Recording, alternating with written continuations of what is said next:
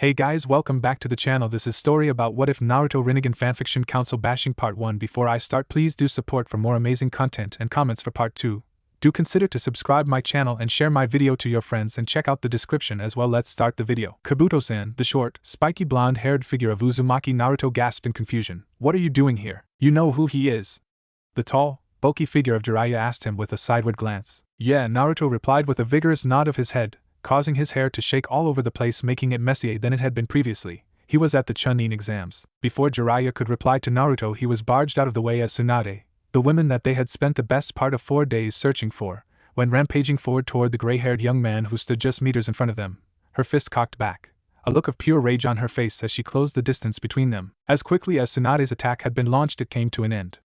Naruto's eyes had been barely able to keep up with what was happening. All he knew was that Tsunade had now stopped, her fist mere inches away from Kabuto's face. Blood splattered across the ground as it cascaded around Kabuto's kunai, which lay embedded in Tsunade's forehead. Blood! Tsunade shrieked. It was the most terrible shriek that Naruto had ever heard. It was a shriek of pure terror that echoed across the desert-like wasteland they stood in. My body finally started to move, Kabuto told Tsunade victoriously, a smug expression on his face as he slowly pushed his glasses back up onto the perch of his nose. Bet you hadn't expected that, huh, Lady Tsunade? Naruto couldn't tell what was up with Tsunade, but it was like her body had just shut down. Sure, the cut that Kabuto had nailed her with would have hurt, but it shouldn't have caused her to become unresponsive. Taking advantage of her state, Kabuto unleashed a vicious kick to Tsunade's chest, sending her sprawling backwards. Tsunade-sama! Shizune screamed as she dove to catch her injured master. Everything was happening so fast, he didn't understand what was happening. Why was Kabuto attacking the future Hokage? Why was he even here? What the hell is going? Naruto shouted as Shizune landed on the ground with a thump beside him, Tsunade unresponsive body landing on top of her. Your stupidity continues to astound me, Kabuto told his fellow genin, casually whipping Tsunade's blood from his kunai. It's the reason you can never hope to compare to Sasuke-kun. Anger welled up inside Naruto. Who was Kabuto to tell him he couldn't compare to Sasuke? He had managed to get through in the Chunin exams. Kabuto hadn't even managed to make it into preliminaries. Sasuke hadn't managed to even beat his opponent in the third part of the Chunin exam. In fact, he had defeated him instead. Look at his headband, kid, Jiraiya said to Naruto, snapping him out of his thoughts and making his eyes snap up to Kabuto's Hittite. There, where Naruto expected to see the little leaf symbol that represented all Konoha shinobi, was the symbol he had seen a few times during the Chunin exams, the symbol of the sound. He's Orochimaru's subordinate. A smile lit up upon Kabuto's face, a look of pride as he proudly proclaimed, "That's right, I'm a spy for Otogekyo no Sato." What? Naruto stuttered. Was it true? Could Kabuto, the man who had helped his team through the forest of death, really be working with Orochimaru? Had he helped him brand Sasuke with that weird seal? Had he helped him kill the Sandaime? You know what I have discovered, Naruto-kun? Kabuto asked Naruto. His voice still the same friendly tone that had drew Konoha no Sato's rookie 9 to him whilst they were waiting for Chunin exams to start. I concluded that you, unlike Sasuke-kun, have no talent as a shinobi. It hit him hard. He'd been told many times that he would never make it as a shinobi, but he never let it get to him. He'd ignored everything that was said, ignored the taunts of being the dead last. He had graduated despite everything and was now a shinobi of the Hidden Leaf. His breathing had gotten short and shallow as he struggled to control his anger. Every fiber of his body was telling him to show Kabuto just what type of shinobi he was. A gentle hand gripped his shoulder lightly. Naruto's head snapped up to see the friendly face of Jiraiya smiling down at him. His weird tattoos crinkled as he smiled, and his normally lecherous face transformed into a pleasant smile. Don't listen to him, kid, the Toad Sannin told Naruto, giving his shoulder another squeeze. He isn't a proper shinobi. He is in no position to cast judgment on your skills. Even if you do make a scary face, it doesn't change the fact that out here, Kabuto informed Naruto, you are nothing more than an out-of-place genin. You rely on that monster inside you, but next to the Sannin you are nothing. And I won't hesitate to kill you if you try something stupid. It was the final straw for Naruto. He gave a roar of anger and started to charge, only to be yanked back by the strong arm of Jiraiya. See, even a fool like Jiraiya knows you would die if you tried something. Kabuto smirked. Actually, the Toad Sannin corrected, I just don't want Naruto to risk getting his clothes dirty. I hear traitor's blood is hard to get out. You haven't changed, Jiraiya, Orochimaru hissed from behind Kabuto, his amber eyes shining with malice as he stared at his former teammate. You are still as weak as always. One man's weakness is another man's strength. Jiraiya countered, a slight nod of his head, his eyes staring at Orochimaru, who bared his teeth and growled, Shizune, you handle the kid in the glasses. I'll take Orochimaru. But Jiraiya-sama, Shizune whispered barely loud enough for Naruto to hear. What about? She trailed off. Tsunade isn't in a fit state to fix her mistake. I'll just have to deal with it. Jiraiya returned with an equally low whisper before turning to Tsunade, who had sank to her knees and was shaking, her blood no longer on her body. Probably thanks to Shizune. Heal yourself with your jutsu, Tsunadeheim. What about me? Naruto argued. If this pervert thought for 1 second he was just going to sit back and watch as they fought, he had another thing coming. You stay here and guard Tsunade. The white-haired toad Sannin replied. What? Naruto yelled. Look, Jiraiya explained to Naruto, their dangerous ninja. Orochimaru killed the Sandaime, and Kabuto could give Kakashi a run for his money. They're just too powerful for you. But my Kagebushin! Naruto protested, his hands already performing the seals. It's useless, Jiraiya told Naruto, slapping the boy's hands, breaking the chain of seals. With those two as your opponents, you're just wasting chakra. Just make sure nothing happens to Tsunade. In a blur, Jiraiya demonstrated speed which no man his age should have been capable of. He brought his thumb up to his mouth, bit it so a small trickle of blood rolled down the edge of the digit before slamming his open palm down onto the dusty ground and shouting, Kuchios no Jutsu. His actions had been mirrored almost perfectly by Orochimaru and Kabuto, the combined effort just a fraction of a second behind that of Jiraiya's. 2 loud bangs echoed across the wasteland, 2 pillars of smoke appearing and quickly disappearing and revealing a giant snake in the place of Kabuto and Orochimaru, who had taken residence on the beast's head, and beside Jiraiya a small toad barely ankle-high. The intense look on Jiraiya's lip being replaced with a look of utter disappointment as the little toad looked around curiously. Your stupidity is still as apparent as ever, Orochimaru mocked. I guess this means I attack first. I have always known of your lack of talent, but even this is poor by your standards. Perhaps Tsunade has hindered you? Perhaps she was prepared to sacrifice the fool for her loved ones after all. Damn it, Jiraiya grumbled. Pathetic. Orochimaru sneered. Hey! Naruto yelled, his arm outstretched and pointing to the pale figure of Orochimaru. Don't talk to Ero-sennin like that. Naruto mimicked Jiraiya's earlier actions, biting his own thumb till it bled before slamming his hand down into the ground. He could feel every set of eyes on him as he attempted to summon Gamabunta and teach this bastard a lesson. Kuchios no Jutsu. The same bang and smoke appeared as with Jiraiya, and once the smoke cleared, the same look of disappointment appeared on Naruto's face as had on Jiraiya's as it revealed a chubby, ankle-high toad.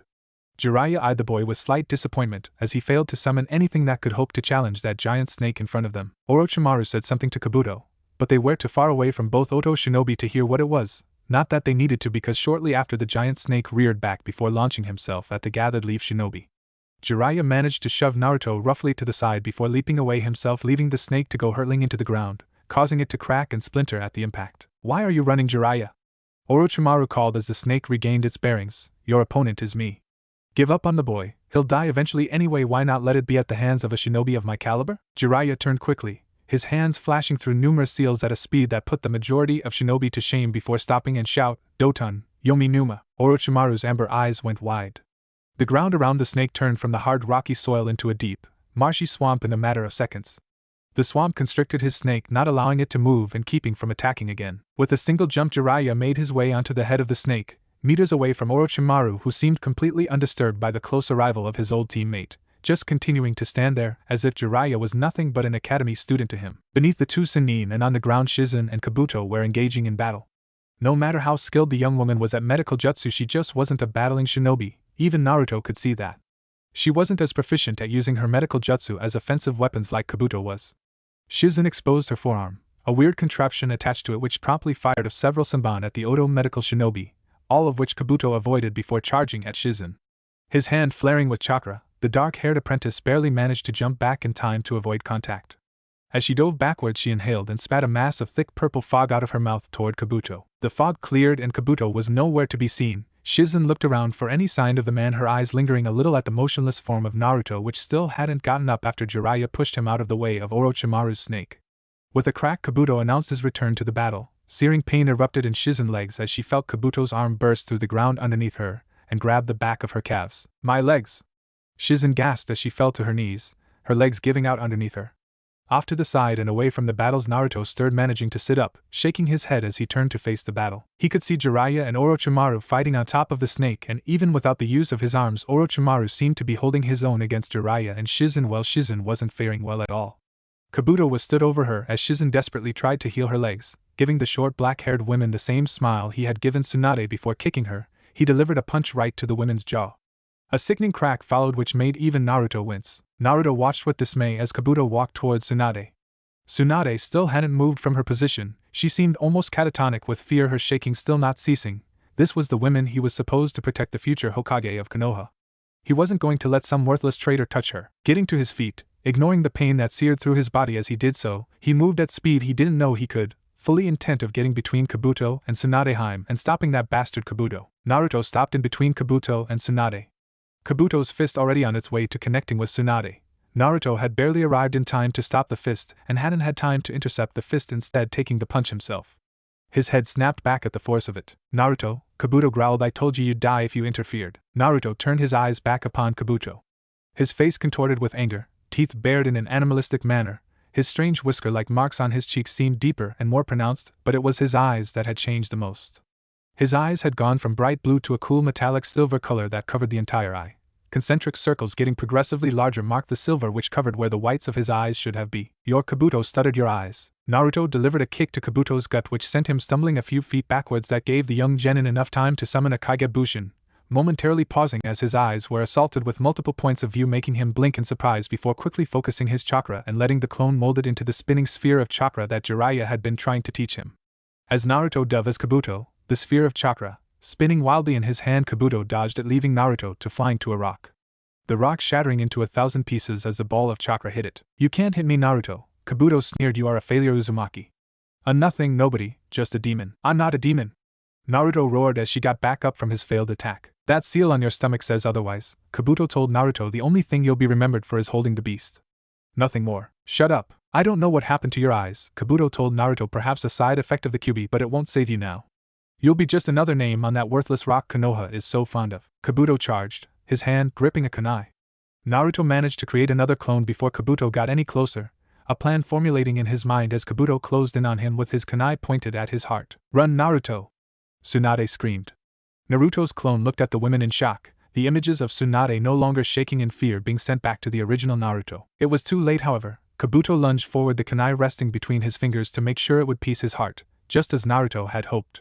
Naruto at the last second moved his hand in front of his heart, the kunai piercing straight through the palm of his hand. His hand then closed around Kabuto's fist, tightly gripping it despite his own injury. "Until I become Hokage," Naruto growled between ragged breaths. "I refuse to die." Naruto stretched his free hand out and began to gather what was left of his chakra, and the clone began to mold the chakra. The ball of chakra forming again, Naruto smiled in triumph as he saw Kabuto's eyes widen as he realized what was about to happen.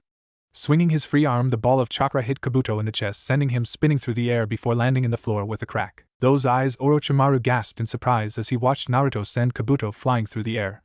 He and Jiraiya had come to a standstill, much to his dismay. His old teammate's strength had returned much sooner than he would have liked. "It can't be!" Orochimaru turned his eyes once more to Jiraiya, who he saw was watching wide-eyed at the scene below them. "You know those eyes?" Orochimaru asked breathlessly, his head cocked to the side as he tried to figure out how Jiraiya knew about an eye technique that he had never seen. Jiraiya turned his attention back to Orochimaru, looking at him, shock in those dark brown eyes that no longer held the ties of friendship that they once had. "Every shinobi worth his salt knows those eyes," Jiraiya told Orochimaru with a hint of smugness. "It's thanks to those eyes you're able to use ninjutsu." Could it be? Surely it wasn't possible? Those eyes, the eyes Jiraiya had alluded to, were nothing but a legend. A legend created by the shinobi, a myth. He had never once dreamt that they were real. But they were in front of him, he could see them with his very own eyes. What powers did hold? It was rumored they allowed the legendary sage of 6 paths to master all of the elements, to master things no other man had even dreamed of. To think that those eyes had awakened in that child, the child already advantages or disadvantaged depending on your view, over other shinobi, but with these eyes he could become a force of nature. A god among shinobi, more powerful than anybody. He could not have that.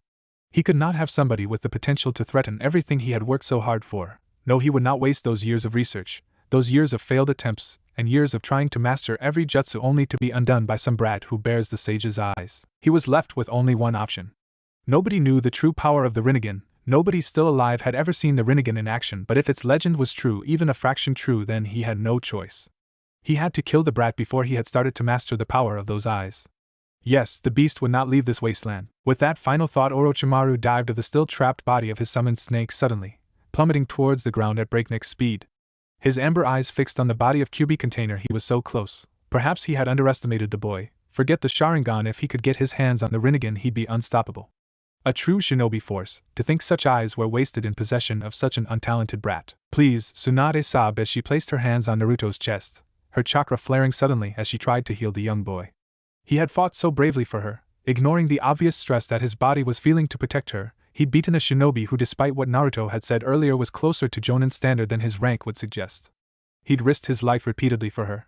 She wouldn't let him die. "Ha!" Naruto managed to say as he coughed, blood trickling down out of the corner, as his lips quirked into a soft smile. Tsunade felt herself getting lost in his almost hypnotic eyes. She ideally reminded herself to talk to Jiraiya about this latest development before she felt a hand brush against her breast. Looking down, she saw Naruto's blood-soaked hand clutching at her necklace. I guess Rasengan was right. He coughed violently again. You really are a terrible better. With that, Naruto gave the necklace a yank. The chain that held it around her neck gave way and fell onto his chest. You're going to make a wonderful Hokage, Naruto, Tsunade said quietly as Naruto closed his eyes, slipping once again into unconsciousness. Touching how a boy you didn't even know would nearly kill himself and to protect you, the unmistakable voice of Orochimaru hissed, touching but pathetic. I don't know what you want, Orochimaru, Tsunade growled, standing for the first time since attempting to attack Kabuto, but I want heal your arms. You're wasting your time here. Oh, I'm not after my arms being healed anymore, Tsunadeheim, Orochimaru informed her with a twisted smile. There's one other way to get my arms healed, and no, I'm here for something much more important. Tsunade stood her ground protectively over Naruto. Oh really? And what would that be? His eyes. Orochimaru hissed, his own amber eyes becoming merciless as he lunged at her, his mouth open in the most unnatural way, a snake appearing where his tongue should be, hissing and twisting violently before opening its jaw and shooting a sword out of its mouth. He was aiming to kill her. Without her there, he would have free reign on Naruto. She'd protect him like he had protected her. She'd die for him. Orochimaru gained closer and closer. And with every step he took, she braced herself for what she knew would likely kill her. Orochimaru didn't aim to injure, he aimed to kill. This was no different. Rasengan! Out of the ground, barely a meter in front of her, Jiraiya shot out the Rasengan, fully formed and buried into the stomach of Orochimaru, whose eyes were wide as both he and Jiraiya flew into the air. It appeared in his greed Orochimaru had become distracted and not paid enough attention to Jiraiya's whereabouts. Jiraiya landed first and upon landing fell back beside her, flashing a grin at her, as he had done so many times in the past. It was comforting in an odd sort of way. She'd spent most of her childhood trying to beat that stupid grin off of Jiraiya's face, but now it was comforting to see such a familiar face which was trying to kill her or Naruto. Seconds after Jiraiya had landed, Orochimaru followed, landing feet away from them, his clothes ripped and exposing the torn flesh of his stomach, which was bleeding heavily as a result of the Rasengan. The wound didn't seem to bother Orochimaru, who continued to stare at both of them. Even I cannot beat you both, Orochimaru admitted begrudgingly. I am not stupid enough to try to. Till we meet again, old friends. The ground seemed to swallow Orochimaru, whose figure seemed to slowly sink deeper and deeper into the ground until nothing remained, and it was like Orochimaru had never been there. A soft bang caught the remaining Senin's attention. Smoke had appeared where the body of Kabuto had laid since Naruto had managed to take him out of the equation. Tsunade, Jiraiya said, trying to get her attention. Not now, Jiraiya, the women snapped. We have to get Naruto to a place he can rest. He's exhausted and I didn't finish treating him earlier. Shizune needs treatment as well. Okay, Jiraiya nodded in agreement. Back to the village you were staying in. It's the closest, and the kid should be fine within a few hours. It'll have to do, Tsunade agreed. You get the Gaki. I'll heal Shizune. Jiraiya nodded and moved towards the unconscious form of Naruto, turning his head over his shoulder saying, Tsunade, we have much to discuss when we get the chance. It's more important than you could imagine. His injuries were all healed. There had been nothing serious about the young boy's injuries. All that had remained of the injuries were a few additional scars to the boy's already impressive collection. Of course, that didn't mean that his injuries hadn't worried Tsunade half to death. When facing somebody of Orochimaru's caliber, and somebody with the anatomy knowledge that Kabuto had demonstrated, injuries were not always visible. Tsunade had checked him over numerous times just to make sure that she hadn't missed anything. The only explanation to why he was still sleeping was that he was exhausted. Perhaps those two Rasengans had taken more out of the boy than either she or Jiraiya had anticipated. Thankfully, Shizune's injury had been one that she had been able to heal quickly, and her long-time traveling companion and friend had only been too happy to help her check over Naruto. Another pair of eyes had never hurt anybody. Tsunade had to admit she was impressed with her apprentice. She'd never really seen Shizune in a combat situation, and before last night had never really given it much thought. Their travels had never resulted in any need for either herself or Shizune to demonstrate their skills. More often than not, people just assumed they were just civilians traveling through. Perhaps when she officially assumed the role of Hokage, she could implement more emphasis on medical jutsu. If anything had been proved from last night, it was how useful medical was. For both offensive jutsu and looking after your teammates. Perhaps now she could implement the one medical specialist per team idea that she had had all of those years ago. Maybe becoming Hokage did have its advantages. A soft knock at the door broke her away from the various ideas she had swimming around her head. There was only one person who that could be, what with Shizune currently in town stocking up on her supplies. Without waiting for her to answer, the door slowly creaked open. Tsunade saw the familiar white hair before she saw his face. Jiraiya looked the same as he always did. His long white hair tied loosely behind his head and falling down his back, the familiar dark green jumpsuit with the sleeveless red jacket draped over. She found herself a little envious that Jiraiya had aged so well, not that she would ever tell Jiraiya that, whilst she was forced to hide behind her jutsu. Is everything okay? He asked her, looking at her with a worried expression. Everything's fine, Tsunade replied calmly, he's just exhausted. Those rasengans must have really taken it out of him. Don't you think he's a little young for a technique of that rank? I didn't think he could do it, Jiraiya replied as he took a seat on the windowsill. I only told him about it to stop him bugging me. The kid is really persistent. Now you know how me and my grandfather felt, Tsunade informed her longtime friend and longtime pain in the ass. Hey! Jiraiya exclaimed, a look of outrage across his face. I was never as bad as the Gaki. He could work in the interrogation division. His level of irritation would have people spilling their guts faster than a genin after too much sake. You don't think that, Tsunade told Jiraiya with a raised eyebrow, almost challenging him to disagree with her. I saw the way you were when he wanted to fight Kabuto. Well, I can't deny the kid has certain charms, Jiraiya acknowledged, and what type of godfather would I be if I let him run off into battle against people who'd kill him in a heartbeat? Do I need to point he did that anyway? Tsunade asked with a raised eyebrow. Hey, I was occupied. I'm only one man, you know. Jiraiya told her before winking lecherously at her, and putting on what she could only assume he thought was a charming smile, wiggling his eyebrows perversely and saying, and what a man, you're an idiot. Tsunade snorted. Do these lines ever actually work? Yup, Jiraiya replied smugly like a charm. Then I am losing faith in my gender. Tsunade replied sadly before looking back up at Jiraiya and asking, why are you here? I've known you too long to think you've just come by to tell me about your way with women. I'm just checking my godson is doing okay, Jiraiya replied, trying to and failing to look convincing. Bull, Tsunade growled. There's something you want to tell me and I know there is. So just tell me, it's complicated. Jiraiya sighed, and seeing her looking expectantly at him he relented and continued, do you remember the war? Tsunade rolled her eyes. Of course I remember the war. Which one specifically? We seem to have spent most of our younger years in one war or another, the Second Great Shinobi Wars. Jiraiya replied deadpanned. How could she forget that war? That war that had cost her so much, the lives of her lover Dan, her brother Nawaki along with countless friends, and all that was achieved was the buffer land, now known as the River Country, between Konoha and Suna being created. It seemed like such a small price to pay for hundreds of lives. Team Senju had been, in many people's opinions not just her own, the turning point of the war. Their stalemate with Sansho no Hanzo had caused Amigakure no Sato to pull out of their treaty with Sunigakure no Sato, leaving the sand considerably weaker, and no match for Konoha forces. Of course, whether or not Hanzo decided to step away from the war as a mark of respect to them and their abilities, or because the three Sannin had effectively crushed his village to dust in their pursuit of him, Tsunade didn't know. Though she personally suspected the latter. What about them? Do you remember after our battle with Hanzo? Jiraiya asked as we made our way back towards Konoha we stumbled across those three little orphans? Yeah, Tsunade nodded, remembering the three he was talking about. Yeah, I remember them. You stayed behind with them if I recall? She knew that she was right. She may be getting on in years, but she wasn't quite that old yet. Her memory was as sharp as it had always been. She had just spent too many years in the company of Jiraiya to know that if he didn't want to speak about something it was incredibly difficult to get him to do so. She had long since discovered it was best to gently guide the old fool along, so he revealed what he wanted in little chunks. Sure, it was like getting blood out of a stone, but it was the only way to get personal information from Jiraiya, and when it was obviously important it was vital she knew it. I did, Jiraiya replied with a nod. Nearly 3 years in a makeshift hut in the ruins of Amigakure. I don't understand? Tsunade asked. Why was he telling her this now?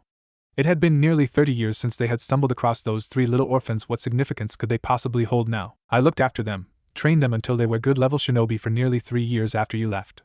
Jiraiya informed her, looking out the window lost in thought. It was rare to see another side to Jiraiya other than his loud and brash personality. It was rather unnerving if truth be told. I never did get why you stayed behind so long, Tsunade told him. They were just orphans. There were hundreds of orphans, and we'd seen a good portion of them. Why did those kids make you stay behind? Do you remember the kid who came asking for food? Tsunade nodded, remembering the solemn face of the young boy, his spiky hair caked in mud and dirt, looking like he just stepped out of the rubble, and Jiraiya continued. His name was Yahiko. Brave little kid he was. Always looking out for the other two, he was the leader. He begged me to teach him jutsu so he could protect his friends. I'd been reluctant. You know me, I was never much of a teacher. Tsunade knew that wasn't strictly true. Nobody who had trained the Yondaime Hokage could claim to be a bad teacher. The things the Yondaime had done were truly spectacular, and many of it was due to Jiraiya and his teachings. Well, I didn't really have much choice in the end, Jiraiya told her. I woke up one day to Konan, and you must remember the little blue-haired girl, screaming hysterically. I thought we were under attack, that the war had restarted and Amigakure was under invasion. It wasn't though, was it? Tsunade asked, knowing full well it wasn't. Amigakure hadn't been involved in another full-scale war until the Third Great Shinobi War. No, Jiraiya told her, it was Yahiko. He'd been attacked by a shinobi from Iwagakure no Sato. When I arrived I found little Nagato sat beside the body and unconscious Yahiko. He'd killed a Chunin with no training at all. Nagato? Tsunade repeated, getting images of a small timid little boy with a mop of bright orange hair that completely covered his eyes. He had those eyes, Tsunade. Jiraiya told her. A hint of confusion in his voice. He possessed the Rinnegan. What? Tsunade gasped. How was this possible?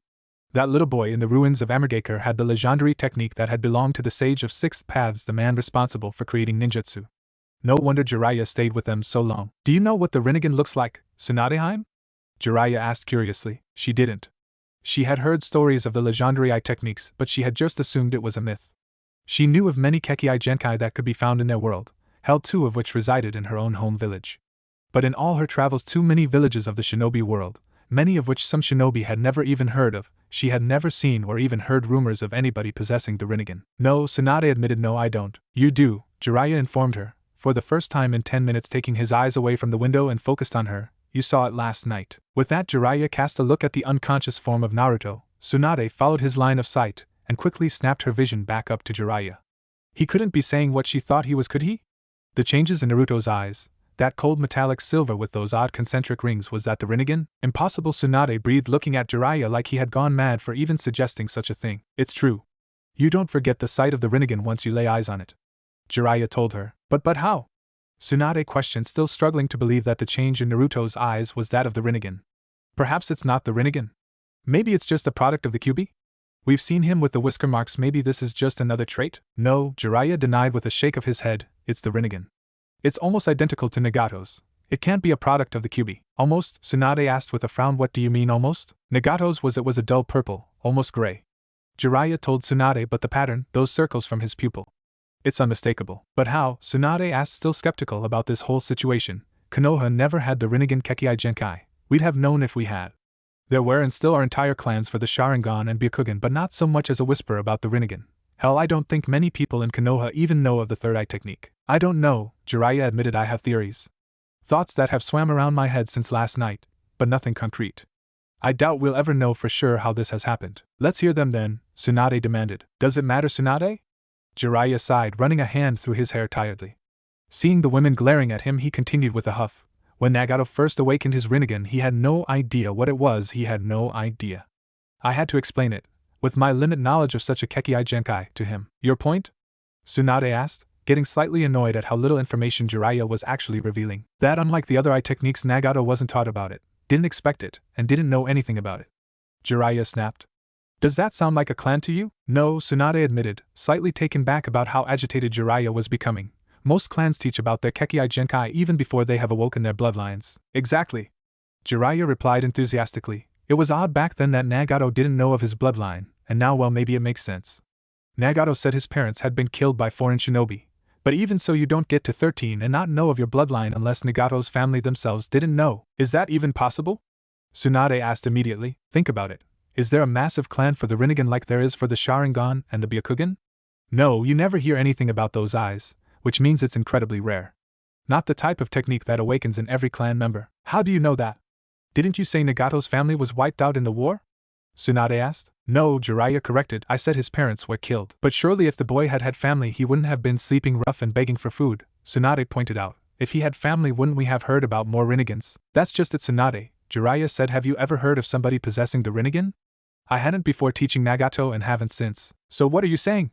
That Naruto and Nagato are related? Tsunade asked, her eyebrows rising at the implication. They must be, Jiraiya nodded in conclusion. The Rinnegan is a bloodline. It flows through families, not just random shinobi. But like you said, the Rinnegan isn't exactly common. How did it get from Amargaker, where there may, or may not have been a clan, to Konoha? Tsunade asked Jiraiya, getting increasingly frustrated with the fact that every time they came close to an answer it opened yet another door. Any number of ways, Jiraiya exclaimed. You remember the amount of refugees that flooded to Konoha during and after the war. It's possible that one of those refugees possessed the dormant bloodline, perhaps without ever realizing. But that means either Minato or Kushina, Tsunade told Jiraiya, who nodded slowly. How could the Rinnegan not be activated by either one of them? Both of them were exceptional shinobis. I have an idea about that too, Jiraiya revealed. The Sharingan is awakened when it is most needed. The Byakugan is the rare example of being active from birth. In both cases that I saw the Rinnegan active, it was in times of immense distress. Perhaps whichever refugee arrived with it simply hadn't suffered that type of distress for it to activate. Tsunade opened her mouth to reply but was cut off by a sudden groan from the bed that sat just a few meters away from where both she and Jiraiya stood. Naruto's eyes flickered for several moments before slowly opening, then blinking at the sudden intrusion of the light. His eyes still that odd metallic silver that seemed so out of place. Tsunade found herself missing those bright blue eyes that had defiantly told her he'd mastered the rasengan. Tsunade watched as his eyes flicked to various parts of the room. A frown appeared on his forehead in apparent confusion, and the soft ripple of the sheets that covered him from the shoulders down indicated that he was stretching his body. The wince on his face told her that she was right, his body was hurting today. His eyes settling on both herself and Jiraiya, a momentary look of confusion filtered across his face, and he cocked to the side and blinked like an owl. Tsunade managed to sneak a glance at Jiraiya, who had not taken his eyes of the boy. "What's the matter, Naruto?" Jiraiya asked, this time meeting her eyes in a quick glance of concern. "What's wrong with my eyes?" Naruto asked, looking worried. "Is that your chakra?" There was a pause. Neither Jiraiya nor Tsunade said anything. On her part, it was mainly because she didn't know what to say. She was so out of her depth. "What's going on?" Naruto sounded utterly confused. "I never used to be able to see chakra?" "Is it?" The Tsunade saw him glance at her suddenly, and Jiraiya giving him a nod. It was odd to see Jiraiya acting almost fatherly, and giving somebody permission to speak. "Kyubi?" Tsunade couldn't help but notice him almost wince as he mentioned the demon fox. He'd said the name of the demon in a low, quiet voice, understandably, due to the fact that Sarutobi had made it illegal to mention the Kyubi no Yoko being sealed within Naruto. At least that was what she'd been told. "No, Naruto, it isn't the Kyubi," Jiraiya answered quietly as he moved away from the windowsill that he had been perched for the last hour or so and down onto the side of the bed that Naruto was staying in. "Then what is it?" Naruto asked, sitting up against the battered headboard, exposing his torso and the tip of his seals showing. Jiraiya glanced at Tsunade, who could offer him nothing more than a shrug. Jiraiya looked down at Naruto's curious eyes and opened his mouth several times before closing it again, apparently struggling to find a way to start. Naruto's ringed eyes looked at the Sennin expectantly. "You know of dojutsu, right, kid?" Jiraiya asked. "Yup," Naruto proclaimed proudly, "like the Sharingan and Byakugan, right?" "Exactly," Jiraiya nodded in agreement. "Now what many shinobi don't realize is that there is a third dojutsu. It's incredibly rare and said to be very powerful. It's said that the creator of ninjutsu possessed it. It's called the Rinnegan." "It can't be that awesome," Naruto replied defiantly, crossing his arms across his chest and looking at Jiraiya. "Otherwise Irika-sensei would have mentioned it at the academy." "Perhaps that's because for many shinobi the Rinnegan is nothing but a myth," Jiraiya told Naruto. "Some believe that it died out a long time ago, others believe it just never existed, a fabrication of ninja folklore." "But it's not, right?"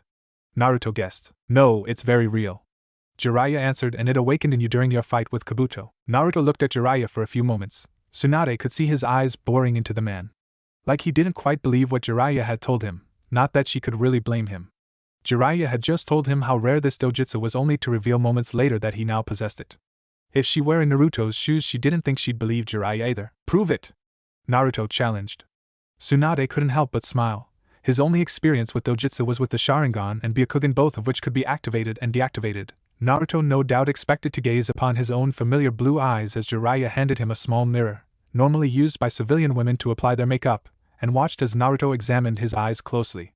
It seemed that the Rinnegan was different from the other dojutsu. Instead of being activated whenever the user needed, it seemed to be active permanently. He blinked noticeably a few times, like he thought the ripple-like effects were just an effect of him sleeping so long. He followed this up by rubbing one eye rather vigorously, and when he saw that his eyes still hadn't changed, he peered closer to the mirror, getting a good look at them before letting the small mirror drop onto the bed and peering back at Jiraiya. "I don't understand?" Naruto asked, looking completely confused. Jiraiya gave him a sad, apologetic smile before saying, "I'm sorry, Naruto, but we're not completely sure what happened ourselves." "I don't understand," Naruto repeated, his face scrunched up in confusion, whilst glaring a spot between where his feet rested. "To just our bloodlines, that'd mean my parents would have had it." His voice was rapidly brightening with hope, and Tsunade could see where this conversation was heading and felt bad at the disappointment that she knew he would feel when he found nobody in Konoha to have or to ever have had the Rinnegan. "I could check the archives. Their names must be there if the Rinnegan's as powerful as you say, Sennin. All the Sharingan users are there." The familiarity that Naruto spoke of the archives with made Tsunade wince a little bit. It didn't take much to realize why a little orphan boy would go looking through the Konoha archives. "I'm sorry, Naruto," Jiraiya told the boy softly, "but there has never been a Rinnegan user in Konoha. The only dojutsu that Konoha possess are the Sharingan and Byakugan." Naruto visibly deflated, his head dropping in disappointment. It was hard to watch, and whilst Tsunade had never and would never know the feeling of growing up an orphan, and could only imagine what it was like for Naruto to build the hope of being able to track down his parents with this new Kekkai Genkai. This only added to the sudden pang of guilt that appeared in the pit of her stomach. She could tell him who his parents were, but she had promised she wouldn't. Not until he was ready to handle such information, and she had to begrudgingly admit he wasn't anywhere ready to handle the information he was the Yandame's son. "Well, maybe you're wrong," Naruto huffed, turning away from Jiraiya. "I'm gonna check the archives anyway. You probably missed them because you were busy perving on some poor women." And anyway, there has to be someone else with the Rinnegan or else I wouldn't have it. Naruto was so busy sulking that he completely missed the sideward's glance that Tsunade received from Jiraiya. One thought running through both of the Senin's mind. Nagato. Not a word had been said for nearly 5 full minutes. And that was just fine with him. Naruto didn't know if they were thinking over what he had said or simply ignoring it, but it didn't really matter. He was checking the archives no matter what Senin said. He didn't care if it took him all week. He'd scrounge through every scrap of paper that oversized library had to try and find out about his family. It didn't matter to Naruto if Senin said there wasn't anybody in Konoha with this Rinnegan. He was determined to look. There must have been someone at Konoha with this Rinnegan, otherwise how would he have got it? Naruto may not have always been the best student back during his days in the academy, but he did listen occasionally, and he had been paying attention to when Iruka-sensei had taught them about Kekkai Genkai. He knew that they were normally passed down through the various clans of the shinobi villages.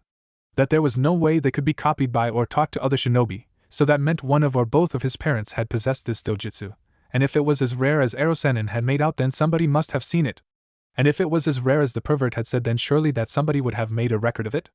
At least now he had something specific to search for, unlike before, which had been like searching for a needle in a haystack. Hey Tsunade, Jiraiya asked after the few minutes of silence, why don't you go and pack your stuff up and wait for Shizune?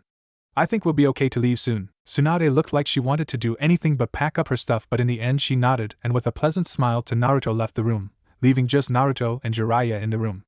Jiraiya was still sitting on the edge of Naruto's bed, still facing the window despite the fact Tsunade had left, paying no attention at all to the sour expression on the face of the boy behind him. You know, Naruto said thoughtfully, causing Jiraiya to look at the boy over his shoulder. When I learn how to use these eyes, I'm gonna be the strongest shinobi that Konoha has ever seen. A twinkle had emerged in Jiraiya's eye as he listened to Naruto's exclamation. It was so familiar to him. Like a severe stroke of déjà vu. You should know, Jiraiya told Naruto, just because you have those fancy eyes now doesn't automatically make you a great ninja. Naruto looked skeptically at him. All of the shinobi that he knew who had Kekkai Genkai had been hailed as prodigies. Uchiha Sasuke had been top of his academy class and everybody had expected him to make Chunin easily. Hyuga Neji had been the prodigy of the previous year's graduation class and was mastering his family's jutsu, much to the surprise of the main branch Hyuga family elders. Hell, even little Hyuga Hinata had proven herself to be a strong shinobi when pitted against her cousin. Then there was Kakashi-sensei. Sure, he hadn't been born with the Sharingan, but he was revered now for being a powerful shinobi because of it. Naruto had heard the respect in the tone of Zabuza when he saw Kakashi.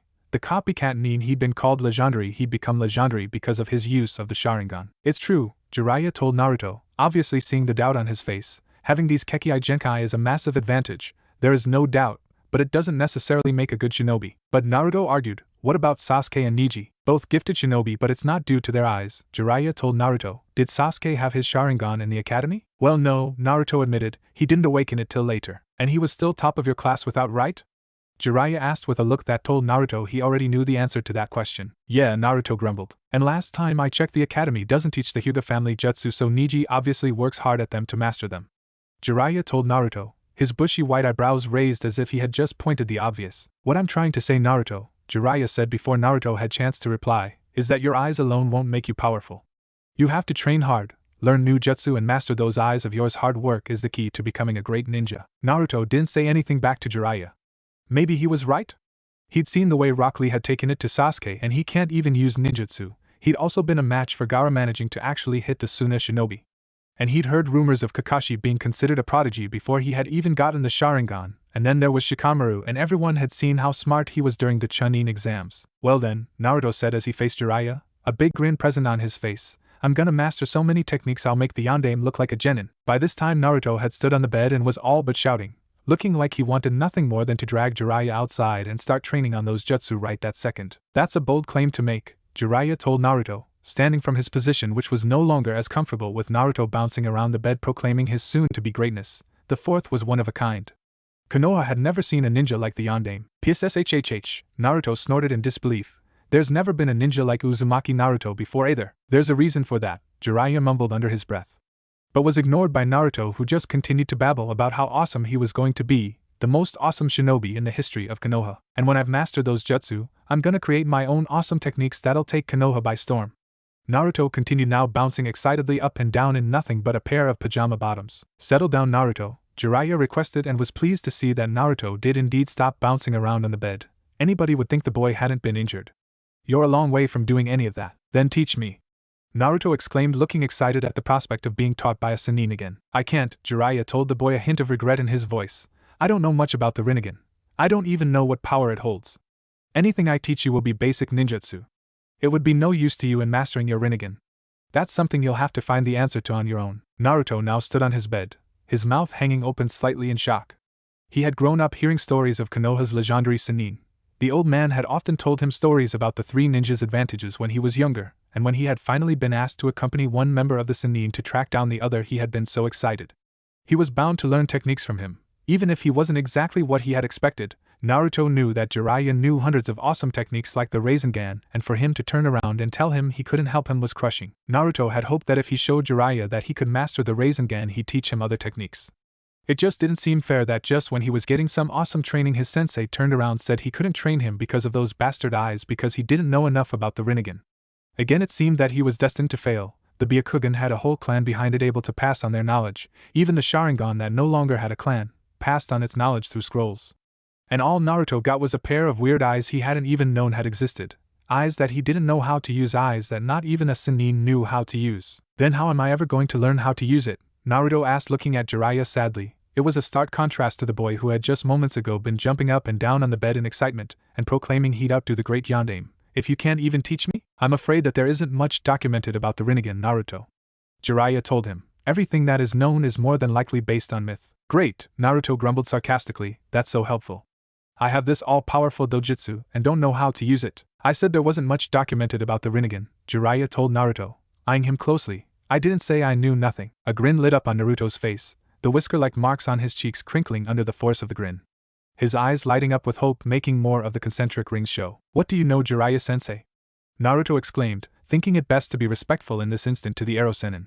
Naruto gave one last jump on the bed, landing on his ass in a sitting position, the bed creaking under the force of his landing. Jiraiya looked at Naruto with raised eyebrows, making Naruto blush slightly in embarrassment, and scratched the back of his whilst smiling sheepishly. Naruto focused his entire attention on the white-haired man who was now casually leant up against the wall. This conversation, Naruto knew, would tell him important things about this Rinnegan, even if it didn't tell him exactly how to use it, and he couldn't afford to miss a word that the Arrow Sennin. If this Rinnegan was as rare as he had said, then Naruto knew that there might not be that many people who could give him any information on it. Well, Jiraiya started. Naruto sat on the edge of the bed, his head in his hand, and watched Jiraiya intently, hanging on his every word. It said that the possessor of the Rinnegan can utilize any form of chakra. Naruto asked, looking utterly confused. The various forms of elemental chakra, Jiraiya explained, and seeing that Naruto was still looking confused, he explained further. Most shinobi have one specific element that they have an affinity for, the Uchiha and fire jutsu, for example. Naruto nodded, finally understanding. He'd seen Sasuke use fire jutsu more than any type of jutsu during their various training sessions and missions, but that seemed to be it. Naruto had never seen Sasuke use a water or earth-style jutsu. So shinobi can have only one elemental jutsu type? Naruto asked curiously. No, Jiraiya replied, shaking his head. Most Jonin-level shinobi have acquired the knowledge of two elements. Like Kakashi-sensei? Naruto asked. Kakashi is a special case. Jiraiya answered, nodding at Naruto. Most Jonin are not capable of learning more than two element types because of the time and effort it takes to learn and perfect those jutsu. Kakashi has the advantage of only having to see a jutsu to be able to use it, allowing him to master more elemental forms than most. What about you? Me, Jiraiya said slowly. I am proficient at a few forms of elemental jutsu, but my main strength lays in other techniques. Oh, Naruto responded quietly. So I can use all the elemental jutsu? Effectively, yes, Jiraiya answered with a nod. You will not be limited in the jutsu you can learn. A massive advantage to you and your arsenal. But that'll take ages. Naruto whined. It's not like I'm Kakashi-sensei. I don't have the Sharingan to help me. I also think that the Rinnegan helps with the mastering of ninjutsu. Not to the degree of the Sharingan, but proficient enough to make a difference. Jiraiya said slowly. What? Naruto asked, looking at Jiraiya intently. Jiraiya started before trailing off. When I was younger, before I had even started to train the Yondaime, I trained 3 shinobi from Amurgaker. One of those shinobi awoke the Rinnegan whilst I was training them. He seemed to pick up ninjutsu much easier and quicker than the others. This also seems evident with you learning the rasengan in only 1 week. It took even me longer to learn it than that. You taught somebody else with the Rinnegan? Naruto repeated dumbly. I did, Jiraiya replied. It was years ago, Naruto. I haven't seen nor spoken to him since. So he had been right. There was someone else who possessed the same eyes that he did. Granted, this person wasn't a Konoha shinobi and didn't reside in Konoha, but the mere fact that there was somebody else out that had his eyes comforted him. There was somebody out there who knew how to use it, somebody who could teach him. Maybe he could teach me? Naruto asked hopefully. Bachan could send for him. Naruto, Jiraiya replied. Amurgaker is not like Konoha. Amagakure no Sato is a war-torn village. It suffered greatly during the Great Shinobi Wars and has failed to ever rebuild itself into a stable village. There has been a bitter civil war between two factions within Amagakure for years. It's simply not a place you just walk into. I don't even know if he's alive. There's no way he can be dead. Naruto denied adamantly. If this dojutsu is as powerful as you make out, and this kid was as good with ninjutsu as you make, there's no way he died. Naruto, the Rinnegan doesn't make you invincible, Jiraiya told Naruto sternly. Amagakure is home to an exceptionally powerful ninja. He's like their Kage. If he went against him, then he has surely died, even with the Rinnegan. Naruto fell quiet. It really did seem he was destined to never find out the secrets of his eyes, and there were bound to be secrets to it. All dojutsu that he had seen had some special trait: the Sharingan with its ability to copy jutsu and the Byakugan with its 360-degree vision, and so far the only significant things that had changed with his recent development of the Rinnegan was seeing that weird mist-like glow around Tsunade, and somehow managing to see through his Kage Bushin. Naruto, Jiraiya asked again. Naruto didn't like the tone of his voice. It made him feel uncomfortable. It was the type of tone somebody used when they were delivering bad news, and where he was concerned bad news was normally catastrophic. You can't go back to Konoha with those eyes. It'll attract too much unwanted attention for you and Konoha. What? Yelped Naruto. It won't take people long to realize what they are, Jiraiya told Naruto, and when they do, word will spread through the shinobi villages like wildfire about them. It's bad enough Orochimaru knows, but to have every nation aware of what a Jiraiya paused. It seemed to Naruto that he was trying to find the word to finish that sentence. Weapon Konoha possessed. Weapon? Naruto scoffed, interrupting Jiraiya. I don't even know how to use it. You think that'll matter? Jiraiya asked somewhat mockingly. They'll see a little boy with the most powerful dojutsu known to shinobi, one that was thought to be a myth. And no matter what, those shinobi will listen to the myths instead of trying to find out the actually powers. We'll have every hit squad and missing nin at Konoha's borders within days. Yeah, so what? Naruto argued. I kicked the last shinobi to attack Konoha's ass, and I'll do it again. These won't be a genin who can't control his demon. Jiraiya growled, a little anger seeping into his voice. These will be umbu squads capable of things that you can only dream about. Sent to eliminate you before you learn the workings of your eyes. You'll learn soon enough that the other shinobi villages already think Konoha possesses too much power. This could tip that feeling over the edge. He made it sound so serious. He had no idea that him awakening a Kekkei Genkai would cause such a large snowballing effect on his village. Was it possible that the other villages would react the way Rasengan had suggested? Naruto couldn't understand why they would take something he had no control over as such a threat. Could the myth surrounding the Rinnegan possibly be bad enough to cause the other shinobi to try and assassinate him to prevent whatever they feared from happening? If Rasengan was right though, how would he stop people from seeing his eyes? They were his eyes. It wasn't like hiding his seal, which could easily be covered by clothes, and it was evident that the Rinnegan couldn't be deactivated like the Sharingan, so there was no way of hiding it. They're my eyes, Naruto pointed out. How do you hide your eyes? Naruto looked at Jiraiya, waiting for him reply to his question. How could he hide his eyes from the people of Konoha? Here was always sunglasses, he supposed. They seemed to do a good job at hiding Shino's eyes, but what happens if they broke? Or got knocked off?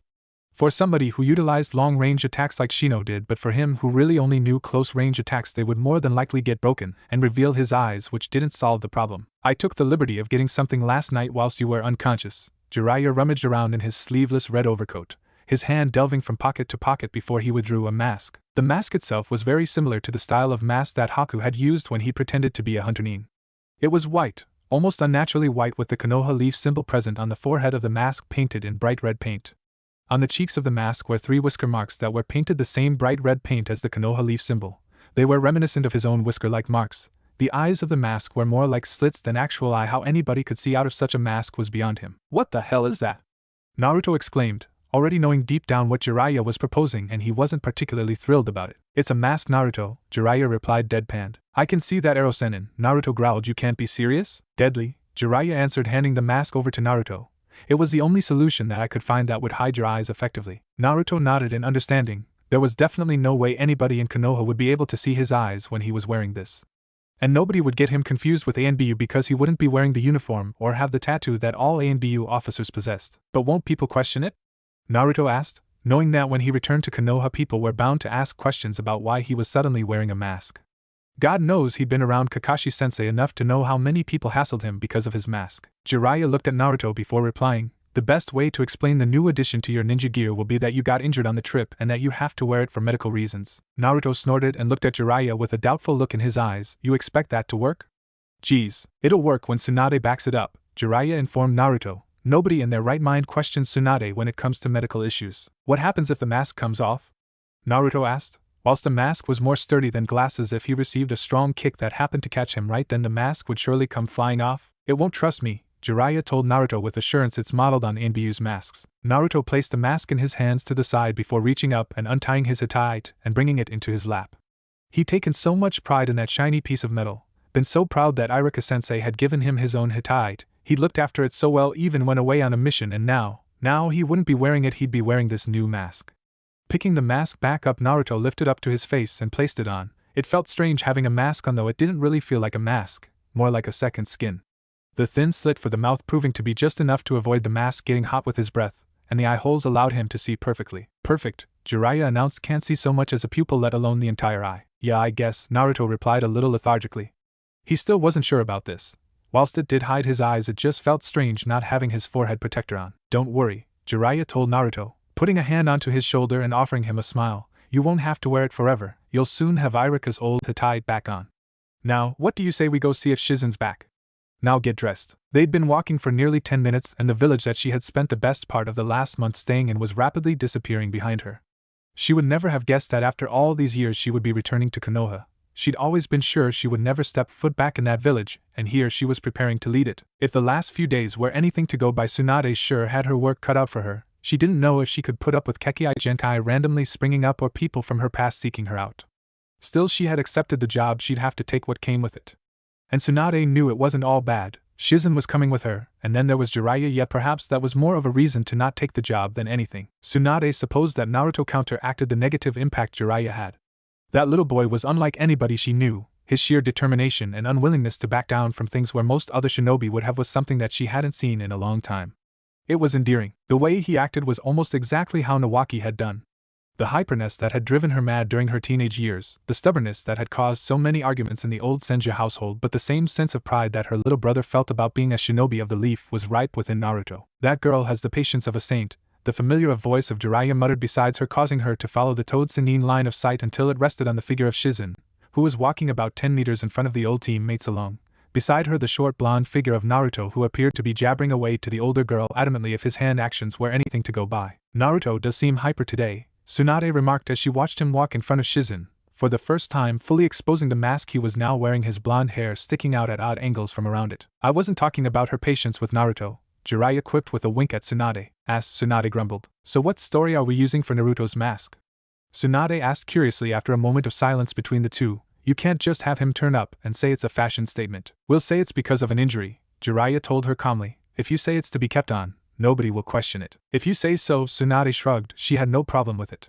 She could completely understand why Jiraiya had made Naruto hide his eyes, and so would most who understood the importance of the Rinnegan, and the hassle it brought with it was something she really didn't want to deal with. What are you gonna do when we get back to Konoha? Tsunade knew that Jiraiya hadn't spent massive amounts of time in Konoha since his childhood. Once he had obtained the rank of Jonin, he'd been off, exploring the world as he put it. She personally thought it was more likely he was off searching for different women to peep on. I'll probably stay around for a couple of weeks, Jiraiya told her with a sigh. Take care of some issues. Then I'll have to go and check on my network, and take care of some business. Tsunade sent a long look at Jiraiya, like she was sizing him up. If you're thinking about trying to find Nagato, don't. Tsunade told him bluntly. You'll not get anywhere near Amargaker. Hanzo has it on lockdown. Perhaps, Jiraiya replied mildly, giving her the impression he wasn't really listening to her. I'm serious, Jiraiya, Tsunade snapped in a whispered tone, careful not to alert Shizune or Naruto. That civil war has Hanzo and his army on edge. Shizune and I traveled to a village close to it a couple of months back, nearly handed us over because they thought we were trying to infiltrate it. I have my ways, Tsunadeheim, Jiraiya replied vaguely.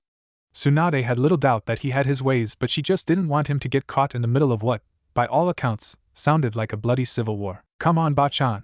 The unmistakable voice of Uzumaki Naruto called, making her take her eyes away from Jiraiya and focus on the mask-wearing boy.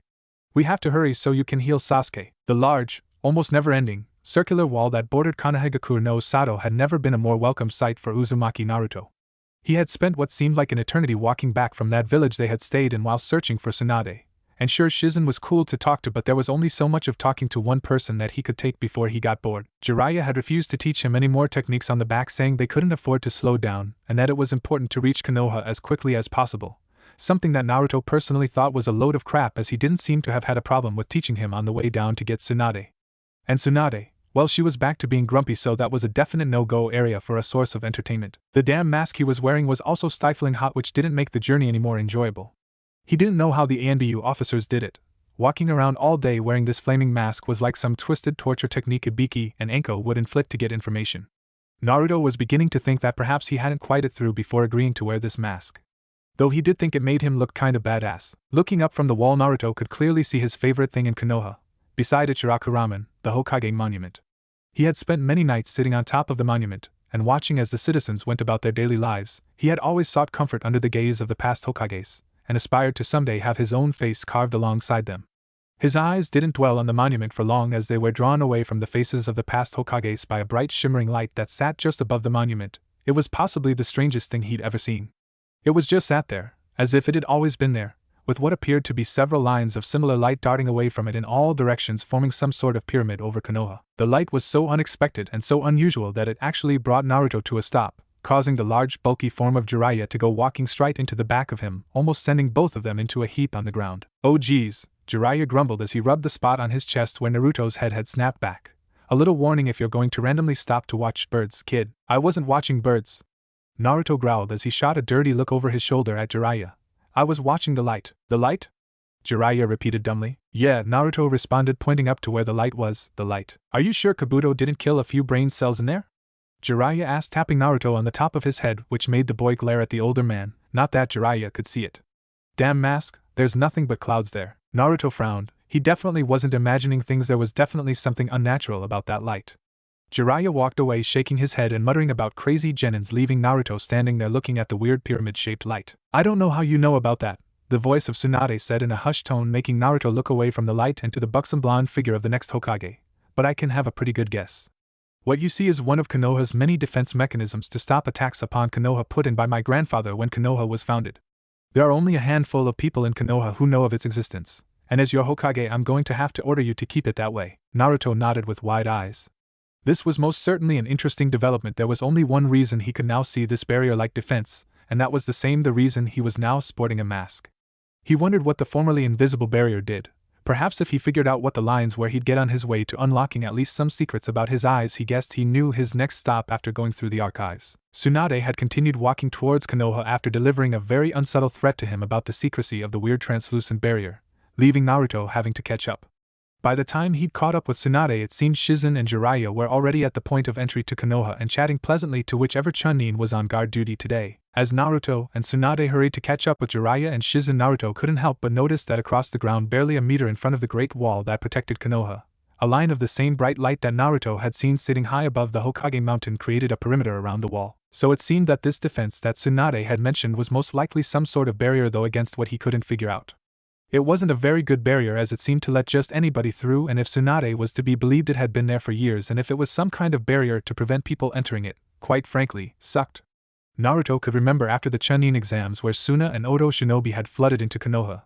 If this barrier was to prevent people attacking Konoha, then how did they get in after the Chunin exams? Naruto was so wrapped up in his thoughts that he completely missed the Chunin who was stood on the gate that controlled the entrance to Konoha, and didn't actually realize he'd passed the gate until he came to the small river that flowed through the outskirts of Konoha and stood on the edge of the bridge that led into the main part of the village. Naruto didn't care how much his fellow genin complained about how there was nothing to do for genin in the village. He loved his village, and no other village in his opinion would or could come close to Konoha.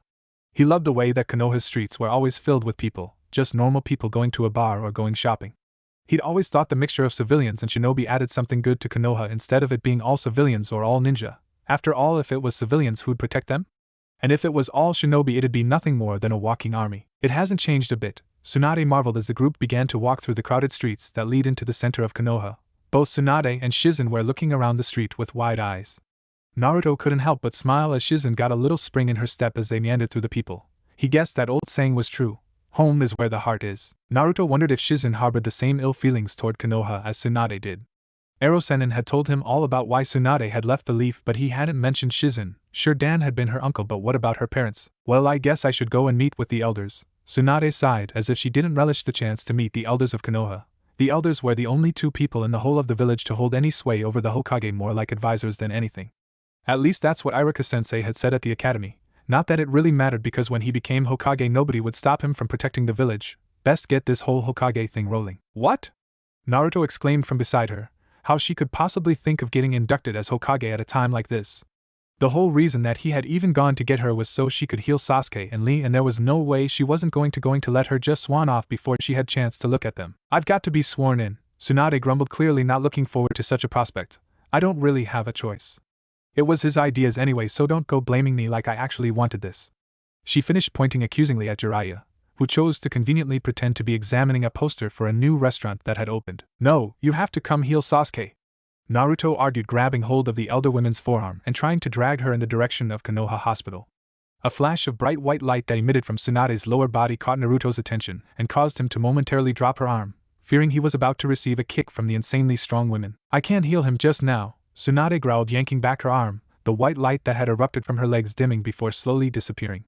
Naruto's eyes shot quickly to Jiraiya and then to Shizune, both of whom didn't appear to have seen it. Which wasn't surprising. Perhaps the light was something you couldn't see. Chakra, perhaps? Why not? Naruto whined. It's the only reason we came to get you. Tsunade's hands shifted to her hips, an action Naruto had seen Sakura use whenever she was pissed. Her eyebrow raised and she looked at him with a stern expression which looked out of place on her youthful face. And here I was thinking it was because you thought I was the best candidate to take over as Hokage. Tsunade responded challengingly. Pa! Naruto snorted. You? The best to take over from the old man? How even Rasengan would do a better job than you. Naruto could see Tsunade's face flush with anger and her left eye twitched. Her fists were clenched at her waist and trembled a little bit. Her breathing had gotten a lot heavier too. Naruto had to admit she was quick for an old lady. He hadn't seen her reach out and grab the collar of his orange jumpsuit, yanking him close to her and bringing her own face down to meet his own masked one, looking at him with a furious glare. Listen, you little brat, she hissed. I'm not your personal medic ninja. I have other important matters to attend to other than healing your little boyfriend. See, this is why you shouldn't be Hokage, Naruto commented as he yanked himself free from her grip and straightened his clothes. Hokages are supposed to be kind like the old man, not grumpy old women. But it doesn't matter. I don't need you. I have Shizune-chan. You will help, right? He turned to the dark-haired woman and looked at her what he hoped was his most flattering smile. I am well, Shizune stuttered, shooting a quick look at Tsunade. Please, Naruto implored, grabbing her hand and looking at her, which he supposed looked quite odd considering she couldn't see his face. You're just as good as Bachan, and much nicer. Well, Shizune replied, a crimson blush on her cheeks. I suppose it couldn't do any harm whilst Tsunade-senpai goes to talk to the elders. The kid's a natural, Jiraiya muttered, a real flatterer. Jiraiya winced as he received a quick slap across the back of his head from his former teammate, but it didn't change his opinion. Excellent, Naruto cried, doing an odd little jump whilst still managing to keep hold of Shizune's hand. Let's go. Sakura-chan will be so happy. With that, Naruto began to drag Shizune off down one of the man alleys that littered Konoha, leaving just Jiraiya and Tsunade to stand in the middle of the street, citizens of Konoha walking around them. That girl needs to grow a backbone, Tsunade mumbled as Naruto and Shizune disappeared. Or she just succumbed to his charm, Jiraiya mumbled. The kid's got potential. Looking to corrupt another poor innocent soul, Tsunade asked as she wandered off in the direction that she knew Hokage Mansion to be. Jiraiya hurried to catch her up and when level with her shot her a grin that she had seen many times. You call it corruption, Jiraiya informed her. I call it imparting wisdom. Tsunade rolled her eyes and continued in the direction of the Hokage Mansion, hoping that Jiraiya would find somewhere else to be a nuisance. Shizune-chan, Naruto asked with a hint of concern in his voice as the two walked into the hospital reception. The cool air-conditioned air hitting both of them as they stepped through the automatic doors. Are you okay? The kunoichi was breathing heavily as was flushed with sweat. She looked slightly disheveled, her short black hair slightly wind-swept and her kimono not as neatly presented as it had previously been. Yeah, she panted. I'm just fine, just next time take it a little slower, okay? So she was tired.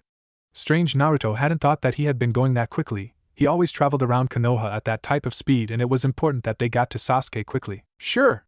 Naruto grinned and scratched the back of his head in embarrassment, his mask covering his sheepish look. Good afternoon, the receptionist greeted as the two of them came to a stop at the large desk which the receptionist sat behind. What may I do for you? We're here to heal Uchiha Sasuke, Naruto exclaimed. And who would you be?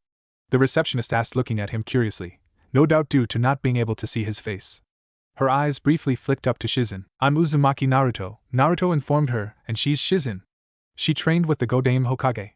Tsunade sent her to heal him. Naruto, Shizune said, looking a little embarrassed. I might not be able to heal him. Of course you will be able to, Naruto exclaimed. You're awesome. You help fix me up, you're bound to be able to help Sasuke. Well, Shizune trailed off, looking uncomfortable with the amount of praise being heaped on her. Yes, the receptionist interrupted the discussion between the genin and medic Nin. Shizune, well, you're documented on Konoha's database. Uchiha Sasuke is on the 4th floor, room 11. Thank you, Shizune told the receptionist with a pleasant smile before setting off for the stairs, quickly followed by Naruto. She looked at Naruto and said, remind me to get Tsunade to check the hospital security measures. I could have been a missing Nin using a henge for all that women knew. Sure thing, Shizune-chan, Naruto exclaimed, not really paying attention to her, just concentrating on getting her to heal Sasuke as he bounded up the stairs 2 at a time. It didn't take Naruto long to get to the floor, even if there was what felt like a million stairs to the 4th floor. However, it did take Shizune a little longer to reach the floor, much to his irritation. Why was everyone so slow? At the first sight of Shizune, he had bounded off down the corridor, glancing at the doors to try and find the 11th room, though in the end he needn't have worried about looking at the numbers because it was painfully obvious which room belonged to Sasuke. The familiar sight of pink hair told him that that was the room which held the injured Uchiha. She had no doubt been a permanent fixture in the room since Sasuke was brought here by Mato Guy. She didn't look very happy from what Naruto could see of her. Her shoulders were slumped, and he was sure he could see the tracks of shed tears shining under the light of the room. Sakura, Naruto said, gaining her attention. For a minute a look of confusion crossed her eyes, like she couldn't tell who it was before her eyes settled on his bright orange jumpsuit. Naruto? Is that you? Why are you wearing a mask? It's illegal to imitate ANBU. She didn't stand or make to get out of her chair beside Sasuke's bed. She just sparred him the barest of glances before turning her eyes back upon Sasuke. Yeah, Naruto told her with a wave, though Sakura didn't notice the wave, her face still watching over Sasuke's prone form. And I'm not impersonating an ANBU officer, Sakura-chan. I have to wear it, it's our Bachan's orders. Bachan? Sakura asked dully with a tone that suggested to Naruto she didn't really care. Why is she making you wear a mask? Tsunade-heim. And I got injured on the mission. She said I had to wear this until she said so. Naruto exclaimed convincingly, the dull footsteps echoing through the corridor indicating that Shizune had finally caught up. The name of the Godame seemed to trigger a response from the girl, who twisted to look at Naruto with a hopeful expression on her face. You managed to get Tsunade here?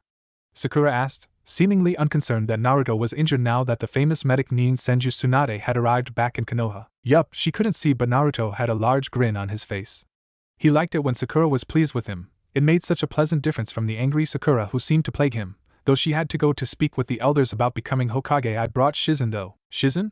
Sakura asked, looking confused. She's Tsunade's assistant. Naruto explained, moving out the way to allow Shizune entrance to the room. Naruto watched as Shizune walked up to the side of Sasuke, passing Sakura and placing a comforting hand on the younger girl's shoulder before placing her own hand on Sasuke's forehead. Naruto watched, as like before with Tsunade, white light pulsed from Shizune's hand. Yes, it definitely seemed that light was chakra. Not long after Shizune had placed her hand on Sasuke's forehead did the boy start show signs of life.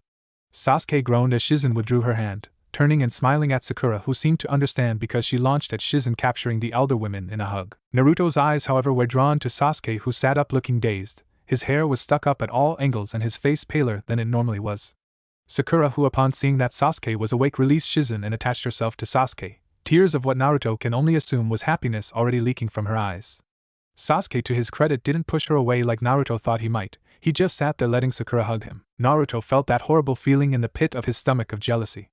Nobody had ever hugged him like that. Nobody had ever waited by his bed like Sakura had done for Sasuke. If the situation had been reversed, and he had been in Sasuke's situation, would anybody have helped Erosen get Tsunade to heal him? Seeing that both Sakura and Sasuke were occupied, Naruto slowly started to make his way the door. Perhaps Ichiraku's would open and he could grab a few bowls of ramen. Nothing like a nice hot bowl of ramen to ease your mind. Maybe Ichiraku even had some new ramen out. Yeah, that'd definitely hit the spot about now. Naruto immediately stopped by the door. He didn't think that Sasuke had even noticed him. He seemed pretty dazed, but apparently he had, and from the tone of his voice he didn't seem particularly happy. Then again, Sasuke never really seemed happy, he was really miserable. Naruto turned his head slightly, looking over his shoulder so that he could see Sasuke through the slits in his mask. Sasuke was sat there on the bed wearing what looked like a standard hospital pajamas. His arms hung limply by his sides, his head resting on Sakura's shoulder, though it didn't look like he had much of a choice in the matter. His eyes were not the Sharingan red Naruto had grown used to seeing, but the dark brown that they used to be during the academy. I challenge you, Sasuke demanded in the unemotional voice that Naruto had grown accustomed to. When I'm discharged, I challenge you one-on-one. Naruto knew what he wanted, and he'd be lying if deep down he didn't want to test himself against Sasuke. The prodigy of the class against the dead last. Naruto knew he was better now, but then again so was Sasuke.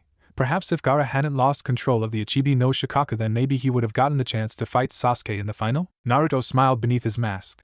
Out of the corner of his eye he could see Shizune watching the ongoing scene with interest. It must look strange to the short-haired women. On the bed you have the last Uchiha being hugged to death by a girl who the Uchiha seemed to have completely forgotten was even there, his focus being entirely on the masked genin who stood near the door. Name a time and a place and I'll be there. Naruto replied with a nod before disappearing out of the door. The thought of his impending fight with Sasuke being pushed to the back of his mind, he had a much more important thought to think about. How was he going to eat ramen without taking his mask off? Maybe he'll have to speak with Kakashi-sensei about that particular technique. The archives of Konoha no Sato would have put the majority of libraries in the other hidden villages to utter shame. The sheer amount of documents that this single room possessed was unbelievable. There were shelves upon shelves filled with files on everything imaginable. Well, almost everything imaginable, as Uzumaki Naruto was finding out. Naruto had been back in Konoha the best part of 2 days and had only visited 3 places since his return: his apartment, Ichiraku's ramen stand, and the Konoha archives. But know how much he searched, he couldn't find anything about anybody that was living or had lived in Konoha who possessed the Rinnegan. In fact, he could only find one documented person who had possessed the Rinnegan, and that was the Rikudo Sennin, the creator of ninjutsu. And even with this mention, the details about the Rinnegan was vague, giving away nothing that Jiraiya hadn't told him. It seemed that Erosenin had been correct, that searching in the archives for any mentions, especially detailed mentions of the Rinnegan or anybody who possessed it, was a complete waste of time, as there was literally nothing about it. Hell, Naruto had seen more documents on unique toe fungus than he had on the Rinnegan. Of course, the archives were so vast, with records of everything, it was entirely possible that there was something, somewhere in this giant library, that held the secrets to his eyes. It just meant he would have to spend his entire life lurking in the library searching for it, something which he personally didn't think he could do, as he'd likely go insane from boredom before he found anything useful. Maybe he would be better off trying to figure it out on his own. Of course, if he went that way, then there was every chance he would never figure anything out, and he'd be stuck with these weird eyes without actually being able to do anything with them. Just as Naruto was reaching for another book that undoubtedly had hundreds upon hundreds of pages, none of which he'd actually need, he was interrupted by a small furry missile launching itself at him. It didn't take long for Naruto to recognize who it was. It was the small, white, furry form of Akamaru. The little puppy stood just several feet away from him, barking obscenely at him like he actually understood what it was trying to say. He was drawing strange looks from the other people in the archives, all of whom looked less than impressed with the noisy little puppy that was interrupting their research. Sure, Naruto hissed to the dog, which seemed to take this as indication that he needed to bark more. Would you shut up? Kiba should keep a muzzle on you. I'll do no such thing. There was the dog's master, thought Naruto, as the figure of Inuzuka Kiba came hurtling around the large wooden shelves that Naruto had taken up residence in during the last couple of days. Kiba looked the same as always, though Naruto thought he looked pretty tired, which was odd. Kiba had stamina which rivaled his own, so to see the boy panting, his hair sleek with sweat, was quite alarming. You okay, Kiba? Naruto asked with concern as the boy hunched over, hands on his knees and head between his knees. Yeah, Kiba replied. It's Sasuke. Sasuke? Naruto repeated. He hadn't given his teammate much thought since Shizune had healed him. He supposed he should go and visit him. Perhaps he'd been released by now and Team 7 could go on missions again. Yeah. Kiba exclaimed. He got released earlier today, and he's going crazy at Training Ground 8. Keeps demanding you come and fight him, says you promised. What? The Naruto trailed off and remembered what Sasuke had said to him as he left the hospital room where he had been recovering. I thought he was joking. Apparently he's serious, Kiba commented, drawing himself back to his full height. Sakura's trying to calm him down, but well, you know how useful she is around Sasuke. Everyone's there. He's going completely mental. If Naruto hadn't been wearing his mask, Kiba would have seen his eyebrows disappear into his hairline. He had honestly thought Sasuke was joking. They were teammates. The closest they had ever come to fighting was a supervised spar, but the way Sasuke had challenged him at the hospital made it sound like anything but. You better come over, Kiba told Naruto, as he scooped up Akamaru in his hands. I don't think he'll calm down otherwise. From the way Kiba was talking, it didn't sound like the Sasuke Naruto had come to know. The Sasuke he knew was calm and thoughtful, everything a shinobi prodigy should be. He had never seen Sasuke totally lose his cool. Well, he had, but when faced with the brother who had killed your parents and entire clan, it's kind of understandable that he'd gone a bit crazy. Now though, it seemed Sasuke had completely lost it. Yeah, Naruto replied a bit distantly, quickly gathering up the various books that had littered the place he had spent the last 2 days sitting, carefully placing them back onto the various shelves that they had come from. I'll be right behind you, Kiba. Kiba nodded before jogging out of the view, leaving Naruto to hurriedly place the books back and followed after the young Inuzuka. It was a bright day in Konoha. It almost made Naruto regret being cooped up in the archives. There was so much he could have been doing on a day like this, but it didn't matter now. Now he had to go and see why Sasuke was being a bigger asshole than usual. Naruto dreaded to think what it was Sakura was trying to do to get Sasuke to calm down. God knows everything the pink-haired Kunoichi seemed to do around Sasuke had the opposite reaction to what she was expecting. He was sure, whatever she was saying to get Sasuke to calm down was probably making him more and more agitated, as Sasuke always did in her presence. Training Ground 8 was one of the more crowded training grounds that Konoha no Sato possessed. Unlike the others, which were fairly barren, Training Ground 8 was filled with trees, bushes, and even a small stream. It was a training ground normally used to help train shinobi who specialized in infiltration. Naruto himself had only ever been in this training ground once, and that was during Kakashi-sensei's stupid bell test, a test that he would rather forget than relive. As Naruto followed Kiba onto the training ground, It was easy to see what the young Inuzuka had been saying. Uchiha Sasuke was pacing angrily up and down the shore of the stream. Naruto could see several shuriken embedded in one particular tree that seemed to have borne the brunt of Sasuke's anger. Like Kiba had said, Sakura was following Sasuke obediently as the last Uchiha paced up and down. It looked like she was pleading with Sasuke who, as usual, just ignored her. Naruto's arrival at the training ground hadn't gone unnoticed. It seemed that Konoha's entire Rookie 9 was present with Tenten, and Neji casually stood by gate. Only Lee was missing, and was watching anxiously as Sasuke ceased his pacing. Sasuke stopped, immediately having his arm grabbed by Sakura, but the Uchiha didn't seem to notice as he was busy staring at Naruto, a demented smile appearing on his face and his eyes activating the Sharingan in an instant. Naruto, Sasuke breathed in excitement. The heads of the Rookie 9 swiveled back to Sasuke, and Naruto got the distinct impression that the Uchiha had been waiting for this moment since Shizune had awoken him. The way Sasuke stood perfectly still, now with a very pleased smile on his face, told Naruto that Sasuke had been anticipating this. "I'm pleased you came," Sasuke continued, roughly shaking Sakura off his arm and giving her a quick look of disdain before turning his attention back to Naruto. "I thought you might not." "What do you want, Sasuke?" Naruto asked with a tilt of his head. Sasuke was behaving very oddly, which was saying something, as he was normally aloof at the best of times. "To prove I am the best," Sasuke told Naruto, "to prove I don't need your help ever again, to prove I can beat him." This is what it was about. Sasuke's pride had been dented during the meeting with his brother. The immense power that Itachi had displayed during that little confrontation must have put Sasuke back in his place, and now Sasuke wanted to reaffirm his dominance. Well, Naruto wasn't going to help. If Sasuke wanted to fight somebody, he could just find somebody else. Naruto had much more important things he could be doing than taking part in Sasuke's petty games. Naruto span on his heel and turned to leave the training ground, much to the shock of the rest of Rookie 9, who seemed to think he would have launched himself at Sasuke by now. Maybe they didn't understand what he did. Jiraiya's message about being a good shinobi, meaning hard work, had really struck home with him. He wanted to find out what powers his eyes held, train with them and become strong using them. He didn't need to, or really want to fight with his teammate. "Why are you leaving?" Sasuke asked, a hint of confusion in his voice. "Don't you want to fight me? You used to challenge me all the time, only back then you weren't worth my time. Now I want to beat you." Naruto bit back a growl. He wanted so badly to go and fight Sasuke, but he knew that there was not a lot of point to it.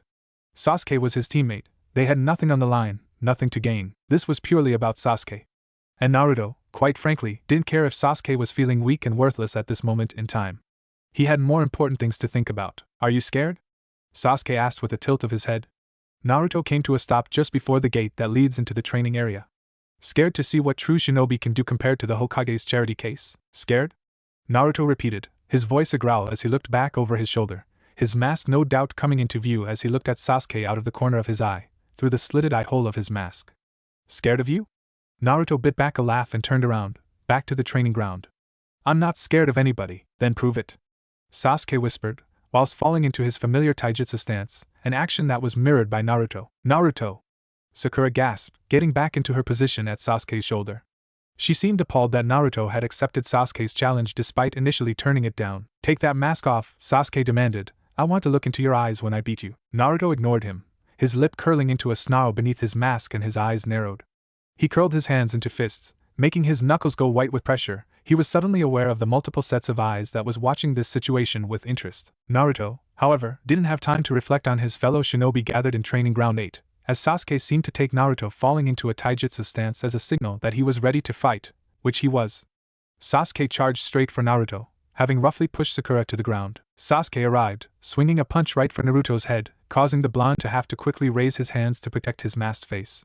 He didn't have time to retaliate though, as Sasuke had used the momentum of his blocked punch to spin his body around and lash a kick out at Naruto, who despite blocking it, was sent sprawling to the ground. Naruto had landed with a thud and proceeded to skid several meters across the dry earth, feeling his skin graze beneath his clothes as he did so. Sasuke had landed gracefully with what looked to Naruto like a victorious smirk on his face. That damn smirk of superiority had been the same one he had seen during their genin exam when Sasuke had effortlessly gone through the requirements. Naruto heaved himself off the ground and back into a standing position, his arms stinging from where he had received that kick from Sasuke. Looking at the Uchiha, he saw that Sasuke was waiting for him to return to his feet before attacking. The action could be seen as comradely, but Naruto thought it was probably closer to cockiness. Sasuke wasted no time flashing through various hand seals once Naruto had gotten to his feet. Naruto watched as Sasuke's body seemed to pulse with the blood-red mist that Naruto had come to suspect as chakra, his eyes flicking down to Sasuke's hands. Snake, ram, monkey, boar. He was using that fireball technique he had seen so often. "Katon, Gokakyu no Jutsu!" Sasuke bellowed, bringing his fingers up to his mouth and blowing gently, causing a huge ball of fire to ignite several feet away from Sasuke, and in the place where Naruto had been stood. Luckily Naruto was a few seconds ahead of Sasuke, already guessing the technique and was thus able to avoid the massive fireball. Naruto had leaped into the shrubland that sat along the wall of the training ground, taking cover among the bushes, much like Sasuke had done during the infamous bell test. He watched from his position in the bush as the giant fireball died down, leaving nothing but severely scalded earth. The fury written across Sasuke's face was almost comical. Apparently he hadn't expected him to escape. As Naruto watched Sasuke whirl around, looking for any sign of where he had hidden, a plan started formulate in his head. It was risky, relying almost entirely on Sasuke thinking he was stupid. His fingers formed the familiar cross that was needed to create his clones. Naruto wasted no time and whispered Kagebushin no Jutsu suddenly. On either side of him 3 perfect clones appeared. Naruto was immediately assaulted by multiple points of view all looking at the same thing from a few different angles. It was weird, like it had been back when he was fighting Kabuto. Only now it was on a much larger scale as there was 6 clones. It'd have to be something he got used to. Maybe Jiraiya could help? Naruto nodded at both sets of clones in a signal that confirmed his and their readiness. Naruto along with 5 clones leapt from the safety of the bush, leaving 1 solitary clone behind. Each clutching a kunai in each of their hands, they launched them at Sasuke, deliberately aiming slightly off the Uchiha so that the kunai embedded in the ground around the boy. Naruto was assaulted by several visions of Sasuke's fist or foot attacking his numerous clones before he saw Sasuke's foot come thundering towards his stomach, winding him and sending him flying backwards into the stream with a splash. It was with some satisfaction that Naruto watched Sasuke cross the small piece of grassland towards the shrubland without checking to see if all the clones had dispelled. As Naruto hid in the water of the stream, he could see Sasuke's feet approaching thanks to the single clone he had left laying among the bushes. The clone looked up, seeing Sasuke's emotionless face staring down upon it, and offered a meek smile to the Sharingan-wielding boy. The clone watched as Sasuke flashed through the same hand seals he had done moments earlier before launching the increasingly bigger fireball at the poor clone and somersaulting back into the clearing, thinking he had grasped victory in this fight. Sasuke's back was turned, watching the flames that tore through the shrubland with a triumphant look on his face, clearly happy with himself. It was the same look of triumph that Sasuke had worn when he defeated Orochimaru in the Chunin exams. Climbing out of the stream, Naruto clambered up onto the bank to see Sasuke still watching the flames. Naruto's fellow genin were watching him intently as he pushed himself to his feet and began to run at his teammate. Naruto's jumpsuit was soaking wet, sticking to his body as he ran towards the figure of Sasuke. Sasuke turned suddenly, several kunai on his fingers ready to launch at Naruto, but he was too late. By the time he had turned around, Naruto was already flying through the air, his legs stretched out, the sole of his foot completely flat as he planted it squarely on Sasuke's chest, sending the Uchiha flying backwards, over the remaining flames from his jutsu and into the trunk of a burning tree. The tall figure of Shikamaru for once wasn't lazily reclining and watching the clouds roll by. Instead he was watching intently of the battle between Naruto and Sasuke. He, like everybody else in the Rookie Nine, was pleasantly surprised with how well Uzumaki Naruto had done during the Chunin exams, even if he had done so in such an unusual style. Most genin had developed a decent repertoire of jutsu during the training under their Jounin sensei. God knows Asuma had spent a lot of time and effort making his own genin team into a well-functioning unit that might live up to everyone's expectations. Naruto, however, didn't seem to have done anything since graduating the academy. He still seemed to rely on the Kagebushin and his sloppy taijutsu, whereas it appeared, at least to him, that Sasuke had progressed as one would expect from a Uchiha. Yet despite that, Sasuke had fallen for a brilliant plan by Naruto. The loudmouth who had done worse than he had during his academy years had tricked the prodigy. There was something bittersweet about that for Shikamaru. Maybe there was something more to the blonde genin than everybody had thought. Perhaps he wasn't the Hokage's charity case after all. Maybe Naruto did have promised to become a good shinobi even if his dad said the boy would always be a lost cause. That was another thing that didn't add up about Naruto.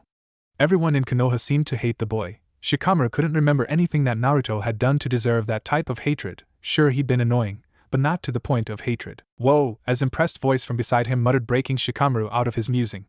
The boy was rather plump, a packet of crisps in his hands as he watched the display between 2 of Team 7's genin, his hair sticking out of the strange hat that sat on his head.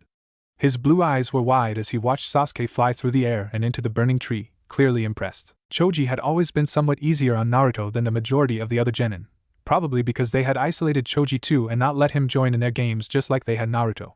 He emphasized with the blonde and had often stuck up for the boy whenever he was unfairly treated by their classmates, a trait that just about summed up Choji's loyalty. That was good, right, Shikamaru? The plump boy asked, looking at him for confirmation. Yeah, Shikamaru nodded in agreement, his eyes flicking back to the fight. I never had Naruto pegged as someone for strategy, but I guess even Naruto can think quickly when needed. Yeah.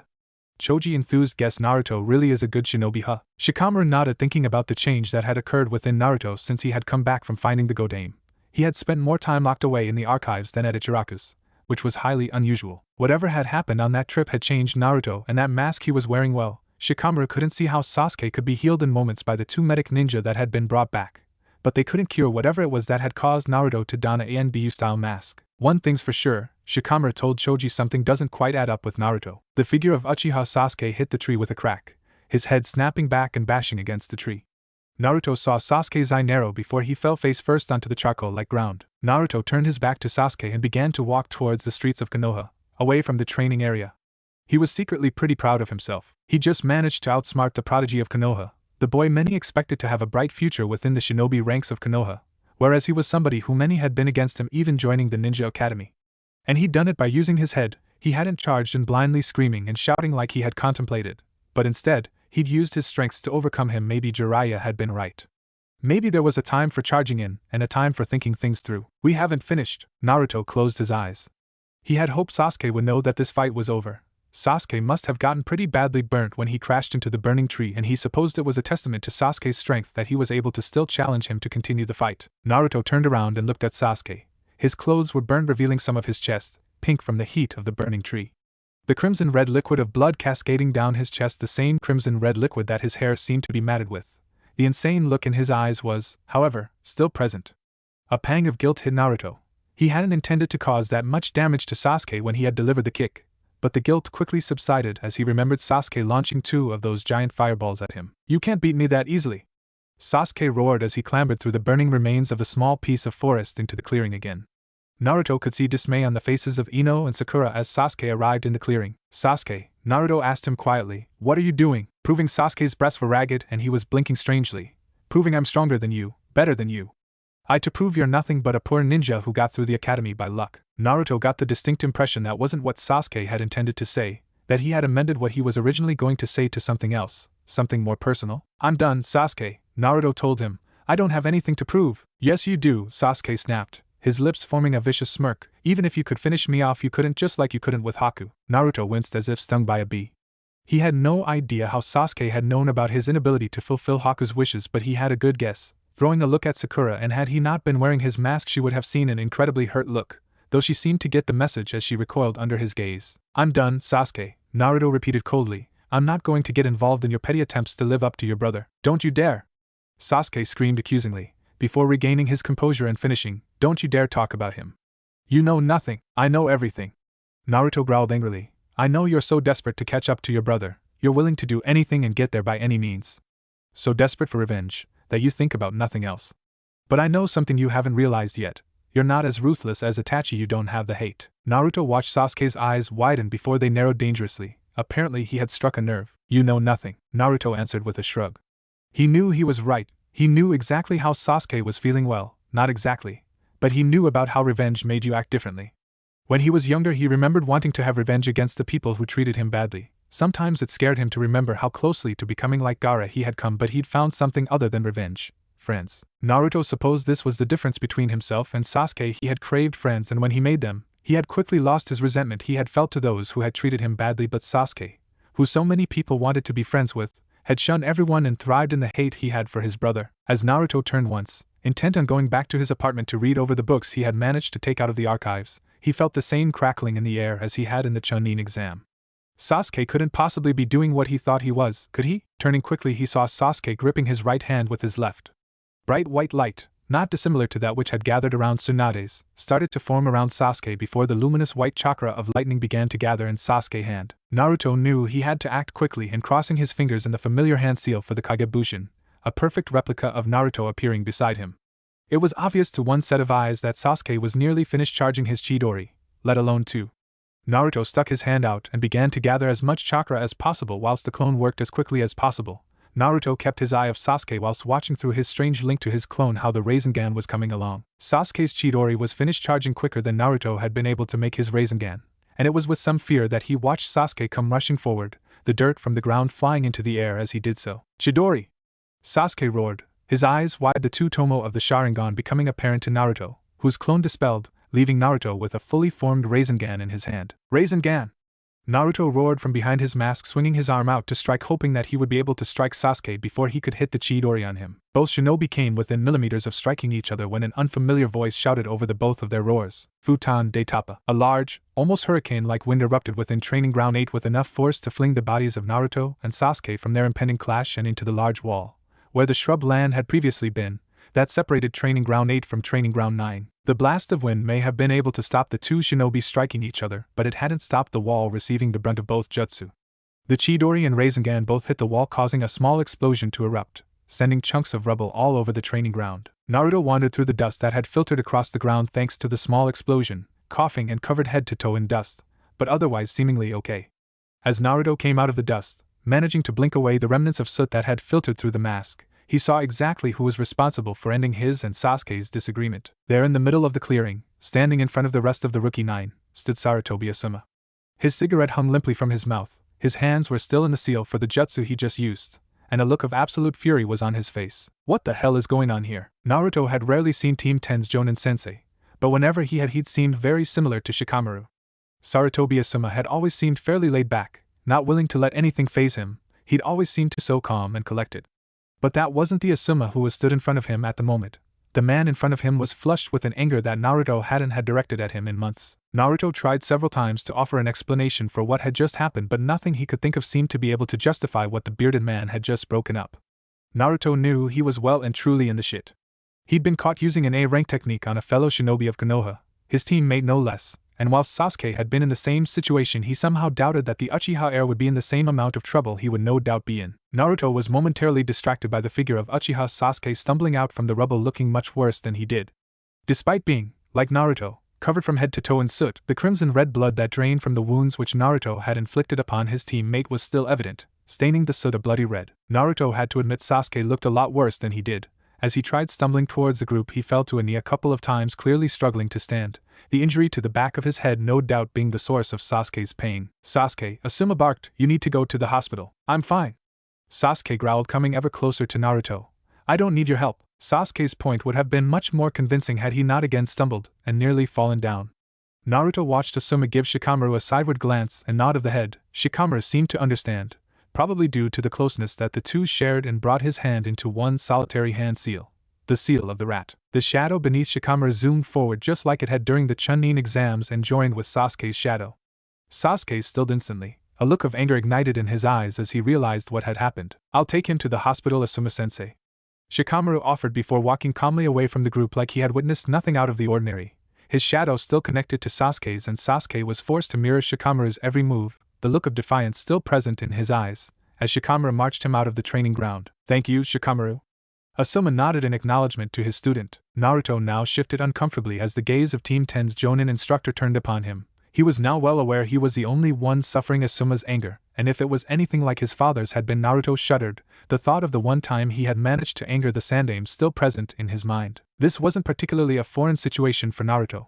When he had been younger, and had been one of the more mischievous villagers, he had been caught numerous times by the village's shinobi, and each time he'd been caught it had led to a hefty bout of anger on those shinobi parts. It wasn't anything new to Naruto. "You," Asuma growled in a manner that reminded Naruto of a dog. "Follow me, we're going to see the Hokage." Naruto nodded quickly, eager not to anger Sarutobi Asuma any more than he already had. The bearded man began to walk out of the training ground, causily rummaging through his pockets, no doubt looking for his lighter, with Naruto a healthy few paces behind. It was quite embarrassing, to be honest, to be frog-marched by a man who he had only ever really spoken to a handful of times and didn't really know. To make things worse, it had happened in front of the entire Rookie 9 as well as two members of Team Guy. Naruto couldn't help but remind himself that he had always tried to prove himself to be the strongest, and yet here he was getting frog-marched to the Hokage's office like some sort of criminal. "I can't believe it," Asuma muttered under his breath. "What is Kakashi teaching these kids? What type of team fights amongst itself?" Naruto wasn't really sure he was supposed to overhear Asuma's muttering, though it wasn't like he could do anything about it. He had learned a long time ago that talking to people when they were angry often resulted in the anger being directed at him, which in this instance was not exactly something he wanted to happen. It was bad enough he'd no doubt get a tongue lashing from Tsunade. He didn't want to risk getting one from the normally calm and laid-back Asuma. "I'll be having words with Tsunadeheim about Kakashi's team," Asuma grumbled, still walking through the village at a brisk pace towards the Hokage mansion, Naruto having spent more time in that mansion in front of the Sandaime Hokage, Asuma's father, than he cared to count. It seemed that the same trend was happening with the Godaime. She was barely 2 days into her term as Hokage, and he was already being dragged off to see her. He had wondered over the last 2 days what type of Hokage Tsunade would turn out to be. She certainly didn't seem to be like the old man. Well, she hadn't when they had brought her back to the village. She was rude and aggressive and didn't listen very well. In fact, she was everything that Naruto thought would make a bad Hokage wrapped up into one-hinged women, though Naruto supposed it could be possible that the responsibility of being Hokage could straighten her out. Maybe Tsunade would be a good Hokage, though he thought it was a long shot. He'd seen the way she had acted in that little town where he and Jiraiya had tracked her down to, drinking insane amounts of sake and gambling away what Jiraiya had called her family fortune. Naruto looked up and saw that they had arrived at the Hokage mansion. The carved faces of the past Hokages were forever immortalized in the cliff face to the side of the impressive mansion. The mansion itself was impressive, putting all other houses in Konoha to shame, though Naruto knew from personal experience the mansion itself only had 1 floor of living space, making the mansion more of an apartment than anything else. The first floor of the mansion was the reception, where people booking appointments to see the Hokage went, and then there was the next floor, which was the Hokage offices, a corridor filled with various rooms filled with forbidden jutsu scrolls and other artifacts Naruto had never quite gotten access to. Then Naruto guessed that the 3rd floor would be the residential area for the Hokage. "Good morning," the receptionist, behind a small desk as Naruto followed Asuma through the doors and into the reception, called in the annoying patronizing voice that all receptionists seem to use. "How may I help you today? I need to speak with the Hokage, please," Asuma requested. Naruto let a sigh of relief go that he didn't know he had been holding. It seemed that Asuma had calmed down as his voice didn't hold any of the anger that it had in the training ground. "Do you have an appointment?" the woman asked, typing on her computer. A slight frown appeared on her forehead. "Well, no," Asuma replied slightly sheepishly, "it's a matter of disciplinary." There is was. Naruto was now officially in the shit. He wasn't stupid, he'd read the rules. Sparring with a teammate was allowed, even encouraged, but the moment you overstepped the line from sparring to fighting, it was an extremely important matter. Somehow he didn't imagine he could pretend that both he and Sasuke were sparring when they had been caught by a jounin using 2 A-ranks techniques. "I see." The women cast a look at Naruto of utter disdain before looking back at Asuma. "I understand. That thing spends more time here than the Hokage does." Naruto's head hung. He was well aware that whilst the shinobi opinion of him was slowly changing and he was slowly but surely gaining respect as a decent ninja, but among the civilians it wasn't hard to see that the resentment of him was still as present as ever. "Can I see Tsunade then?" Asuma asked with a slight edge developing in his voice. "Oh yes, of course," the middle-aged woman bumbled as she once again started typing on her computer. "If I may take your name please, sir?" "Sarutobi Asuma." Asuma replied at once. The woman momentarily stopped typing and looked at the man with what Naruto could only assume was pity. "Oh, you poor man," the woman cooed. "Your father was a wonderful man and is sorely missed." To Naruto, Asuma looked incredibly awkward, like he didn't quite know how to respond to the mention of his father. He stroked his beard and took a puff of his cigarette, careful to direct the smoke away from the women behind the counter. A soft smile graced his lips but didn't quite reach his eyes. "Thank you," Asuma replied to the women. "I'm sure he died the way he wished, protecting the village." "Of course," the woman replied respectfully with a bow of her head. "Come on, Naruto," Asuma ordered as he set off for his father's former office. It only really started to occur to Naruto that Asuma probably had a better knowledge of this building than anybody still alive. He had most likely grown up in this building. Naruto followed Asuma up the staircase, towards what he assumed would be Tsunade's office. Naruto mentally prepared himself for what he was sure would be a verbal beating from the Godame. As the 2 Konoha shinobi got closer to the door which Naruto knew to hold the Hokage's office, having snuck into it many times during his days in the academy, the dim sound of voices could be heard through the impressive oak door, which had been shut. Asuma knocked loudly on the door and the voices went quiet. There was a moment of silence as Naruto and Asuma waited anxiously for the door to be answered. When the door was opened, it wasn't by Tsunade or even Shizune, it was instead being the white-haired, tattooed face of Jiraiya that poked around the door as it opened. "Asuma, just the man I wanted to see," Jiraiya asked with a friendly smile.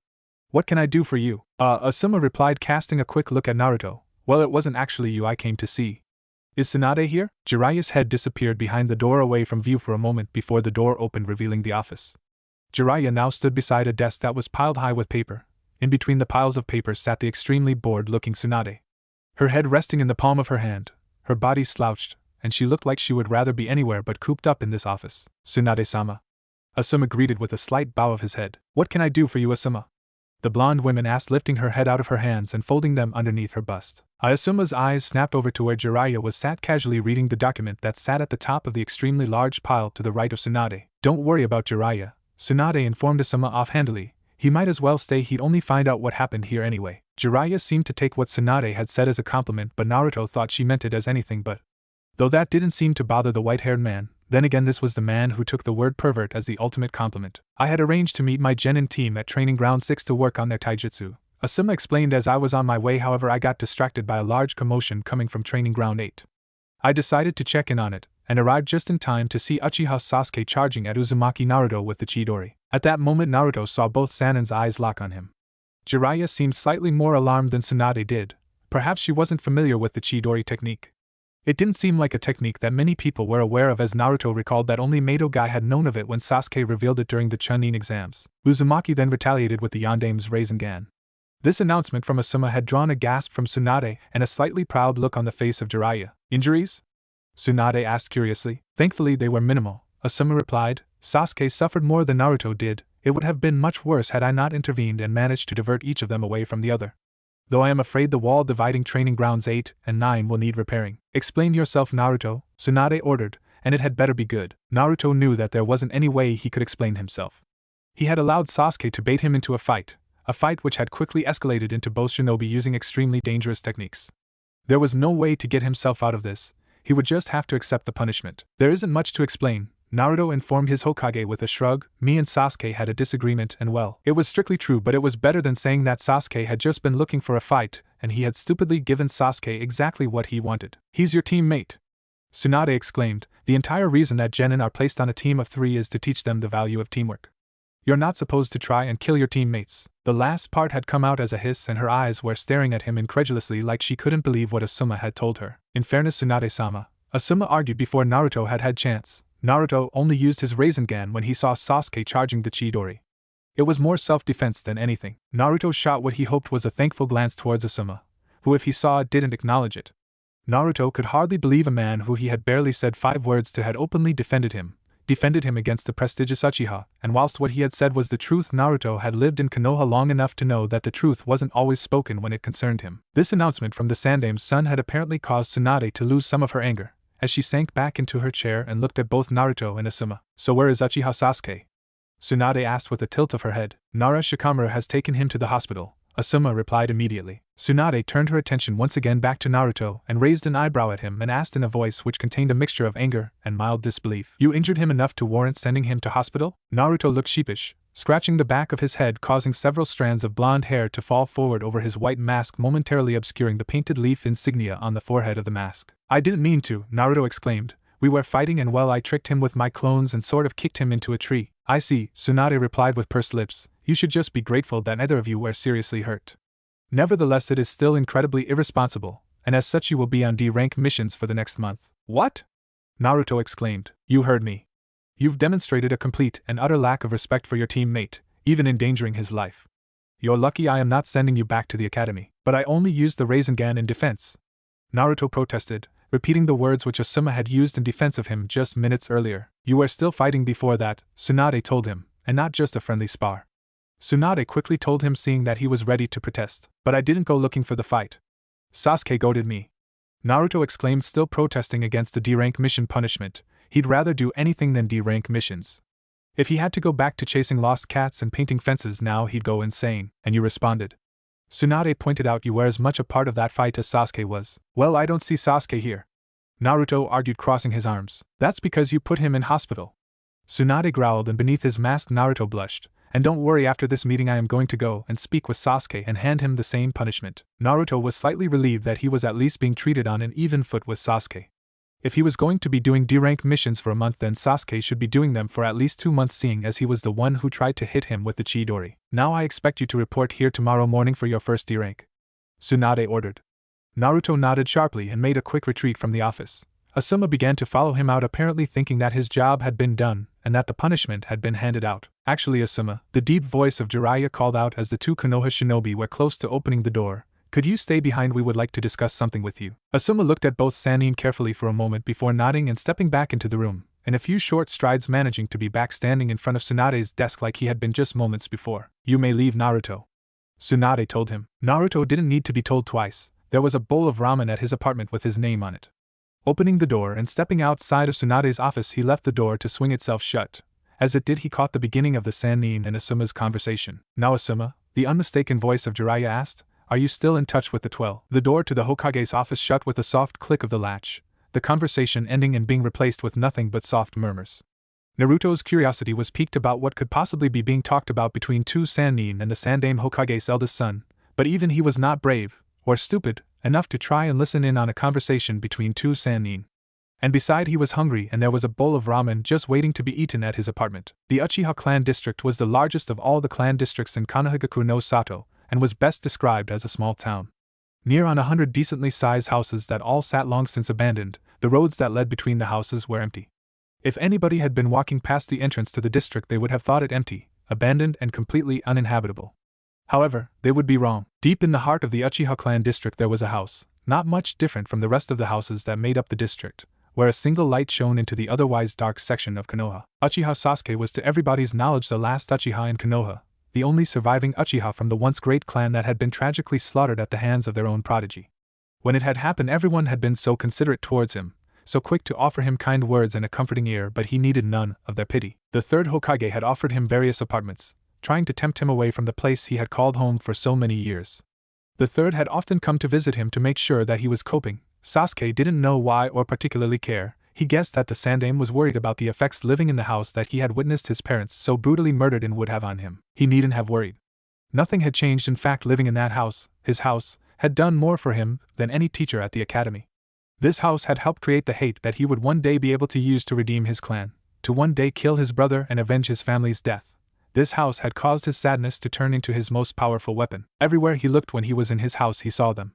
Their smiling faces, the look on his mum's face when he'd arrive home from his friends' houses, the look on his dad's face as he'd spot him playing ninja with the other clan's children. Sometimes he thought he could even hear their voices. This house served a reminder for everything he had had taken from him, ripped from his hands by his own flesh and blood, everything he sought revenge for.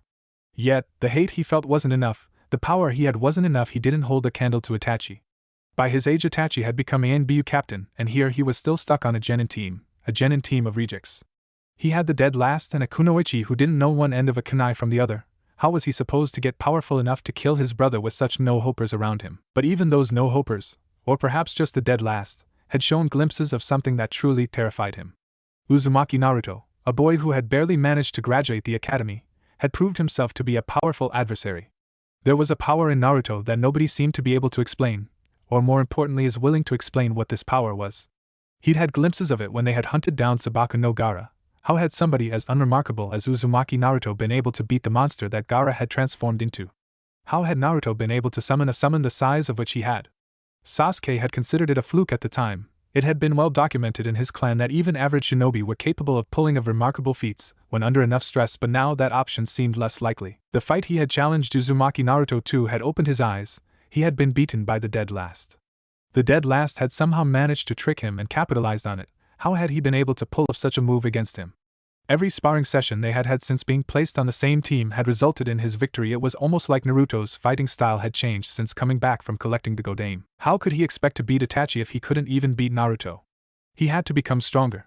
He had to know jutsu that could kill Itachi. His giant fireball hadn't even been able to scold Naruto's hideous orange jumpsuit. How could he expect to hit Itachi with it? Kakashi had proved hesitant to teach him any significant jutsu. He'd only relented to teach him the Chidori because of the threat that Gaara posed. He would never reach the level of power he needed under the tutoring of Kakashi. He'd never progress whilst being held back by poor shinobi like Naruto and Sakura.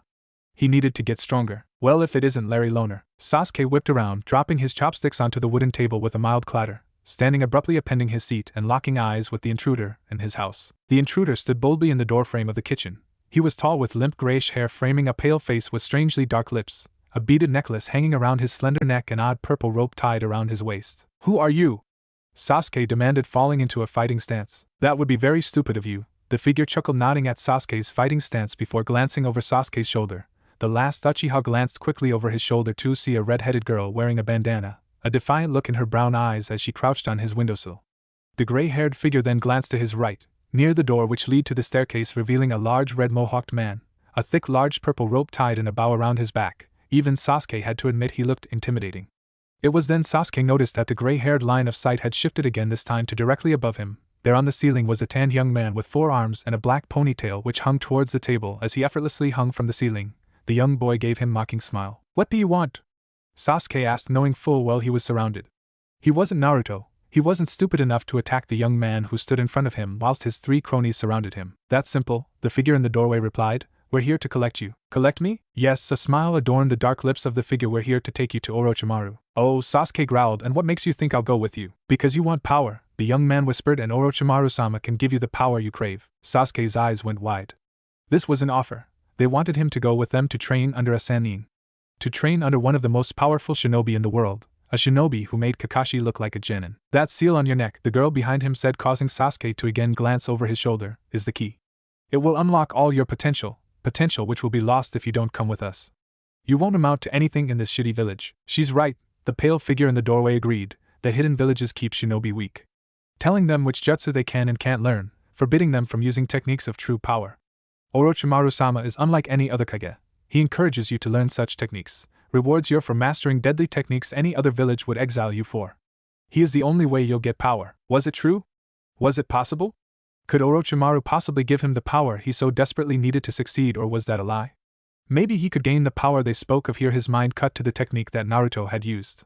He'd seen the destruction that little sphere of swirling chakra had done to the wall, blasting right through it where his Chidori had only made a dent in it. If Naruto was gaining power, then surely he could, but then again this was Naruto, and there was something about him that not even he could put his finger on. Come with us, the figure urged, will free you from the shackles that keep you weak.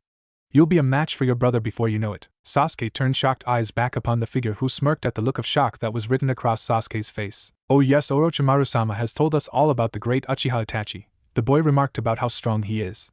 About how he was the pride of your clan. About how nobody but he could match the power of the Mangekyo's Sharingan. How they knew this information he didn't know. It was too much of a coincidence to not be true. To know of his clan's ultimate technique took intimate knowledge of the person. To know Itachi possessed the Mangekyo Sharingan meant that Orochimaru knew Itachi. I'll come, Sasuke decided. Thought you would, the figure smirked. Orochimaru said you wouldn't be able to resist the call of true power. Sasuke nodded, dropping his fighting stance and giving his kitchen one last look. He was about to take his first step to truly avenging his family's death. Itachi's blood would stain his hands if it was the last thing he did. 8:15. Who the hell was knocking at his door at 8:15 in the morning? Though knocking may have been pushing it, the knock was so soft at first, Naruto had thought he had been imagining it. He'd barely been up 20 minutes, and was only awake because he knew Tsunade would likely murder him if he reported late for his punishment. Still wearing nothing but his pajama bottoms and a slightly frayed vest-styled shirt, Naruto trudged over from the small chair he had placed against his counter, which served as both his dining area and kitchen, leaving a half-eaten bowl of ramen stewing on the side. His old Hittite still maintaining pride of place on the counter, having not worn it since Jiraiya had given him that mask. He had thought about wearing it somewhere else on his body like he had seen the other genin do, but none of the places he had tried had felt right. It just wasn't the same. Walking towards the door, Naruto grabbed the mask that had been placed on a rusty hook which had originally been designed to hold a coat, and placed it on his face. It was surprising how quickly he had become accustomed to wearing the mask.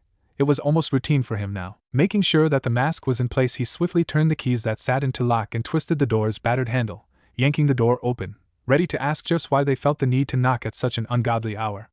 The point that he was up anyway was Mute, who willingly came out at this time of the morning. Only when he opened the door there was nobody there. He was positive he hadn't been imagining the knocking. Perhaps it was the classic shinobi game of knock knock ninja that seemed so popular amongst the academy students. He was about to turn around grumbling about shinobi wannabes when he caught a flash of purple hair poking out from behind the corner. If there was one thing he hated about young academy students who played knock knock ninja, it was the academy students who stayed around afterwards to watch their victims. Deciding that this little punk wouldn't get away with it, Naruto walked quickly along the corridor that led to his block of apartments to where he had seen the brazen young shinobi in training loitering. He'd teach them to knock on people's doors and run. Naruto would never have dreamed of doing something so stupid when he was younger. When he played knock knock ninja, he never stuck around to watch. That was just plain stupid, a rookie mistake, especially when concerning Uzumaki Naruto. Naruto jumped around the corner, putting on his most deranged-looking face and slamming his hands on either side of the student's head, allowing no escape. Only when he did so he didn't come face to face with a young academy student, he came face to face with the featureless white eyes of Hyuga Hinata. Hinata let a high-pitched squeak escape and backed up into the wall of the corridor, looking extremely alarmed at Naruto's sudden presence, and scared to death. Why Hinata was playing knock knock ninja he didn't know. She had never really been one to be involved in such games in the academy. Perhaps she was making up for lost time. Hinata? Naruto asked with a tilting of his head. Why are you playing knock knock ninja? Aren't we a little old for that? She looked absolutely mortified at the implication and blushed a furious red as Naruto lowered his arms to his side and simply gazed at her, waiting for an answer to why she had been knocking on his door at a time when most of Konoha was still tucked up in the warmth of their beds. I am well, Hinata stuttered. It seemed that Inuzuka Kiba hadn't rubbed off on Hinata and she was still as shy as she had been during the academy. Naruto remembered her offering to help him during the first part of the Chunin exam. He had been almost sure that one of the Chunin who were watching would spot them talking and had been relieved when they hadn't. You know you're not very good at this game, Naruto replied thoughtfully, to which Hinata lowered her head, her eyes gazing at the grubby corridor floor. You shouldn't hang around when playing Knock Knock Ninja. People get really annoyed when you play that game. No, but I wasn't, Hinata managed to stutter, still looking at the floor. You weren't? Naruto repeated. Then what were you doing? It was you who was knocking on my door, right? Hinata gave the barest of nods. I just wanted to talk to you, she had said in a tone barely above a whisper, and Naruto had to strain to hear it. He couldn't imagine being so shy. It was almost painful to see how shy Hinata was. Then talk away, Hinata-chan. Her blush, which had been reducing, returned full force, and she pushed her forefingers together in the gesture that he had long since come to associate with the young Hyuga. She paused and took a deep breath, like she was trying to regain her composure. I just wanted to talk about your eyes, she exclaimed in a rush. Naruto studied her for a moment. She had said it in such a rush, and so quickly that he had to take a moment to decipher what it was that she had said. He knew why she wanted to talk about his eyes, and he knew how she knew about his eyes when there should only be 3 other people in the whole of Konoha who knew his secret. Though he was now very aware that he lived in a village with an entire clan of people who could see through solid objects, and evidently could see through his mask, though he didn't know why, but he had thought that the seals that Rasengan had placed on it would not allow the Hyuga to see his face. Apparently, though, the similarities between his mask and the Umbu masks ended at the style and seals to hold them in place. He did wonder why Jiraiya wouldn't have placed those seals on the mask. He knew about the Hyuga. Perhaps he didn't know how to do it. Hinata. Naruto started but quickly trailed off as he heard the sound of footsteps echoing through the corridor. He turned his head towards the sound of the footsteps. It wasn't long before the source of them appeared. The tall figure of Naruto Shikamaru came running into view. Shikamaru looked like he had ran all the way from his family compound, which Naruto thought was highly unusual. He had never seen Shikamaru run anywhere. His hair was slightly wind-swept and his clothes tousled, the Chunin jacket he had received for his showing in the Chunin exam slightly skewed, and the fact he was up so early made Naruto think something was seriously wrong.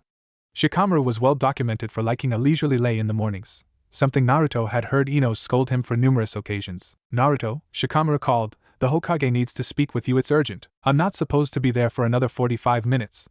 Naruto whined as he turned to face Shikamaru, who came to a gentle stop a couple of meters in front of him. No, it's Sasuke, Shikamaru told Naruto, who instantly frowned at the name of his teammate. He's gone. Naruto left the village. What? Come on, Shikamaru ushered. We've got to go speak with Tsunade-sama. But I'm not dressed, Naruto argued, looking down at his shabby pajamas, a fact that made Hinata flush a bright red for the 3rd time and slump against the wall, her breathing becoming increasingly shallow. Do you think the Godain will care?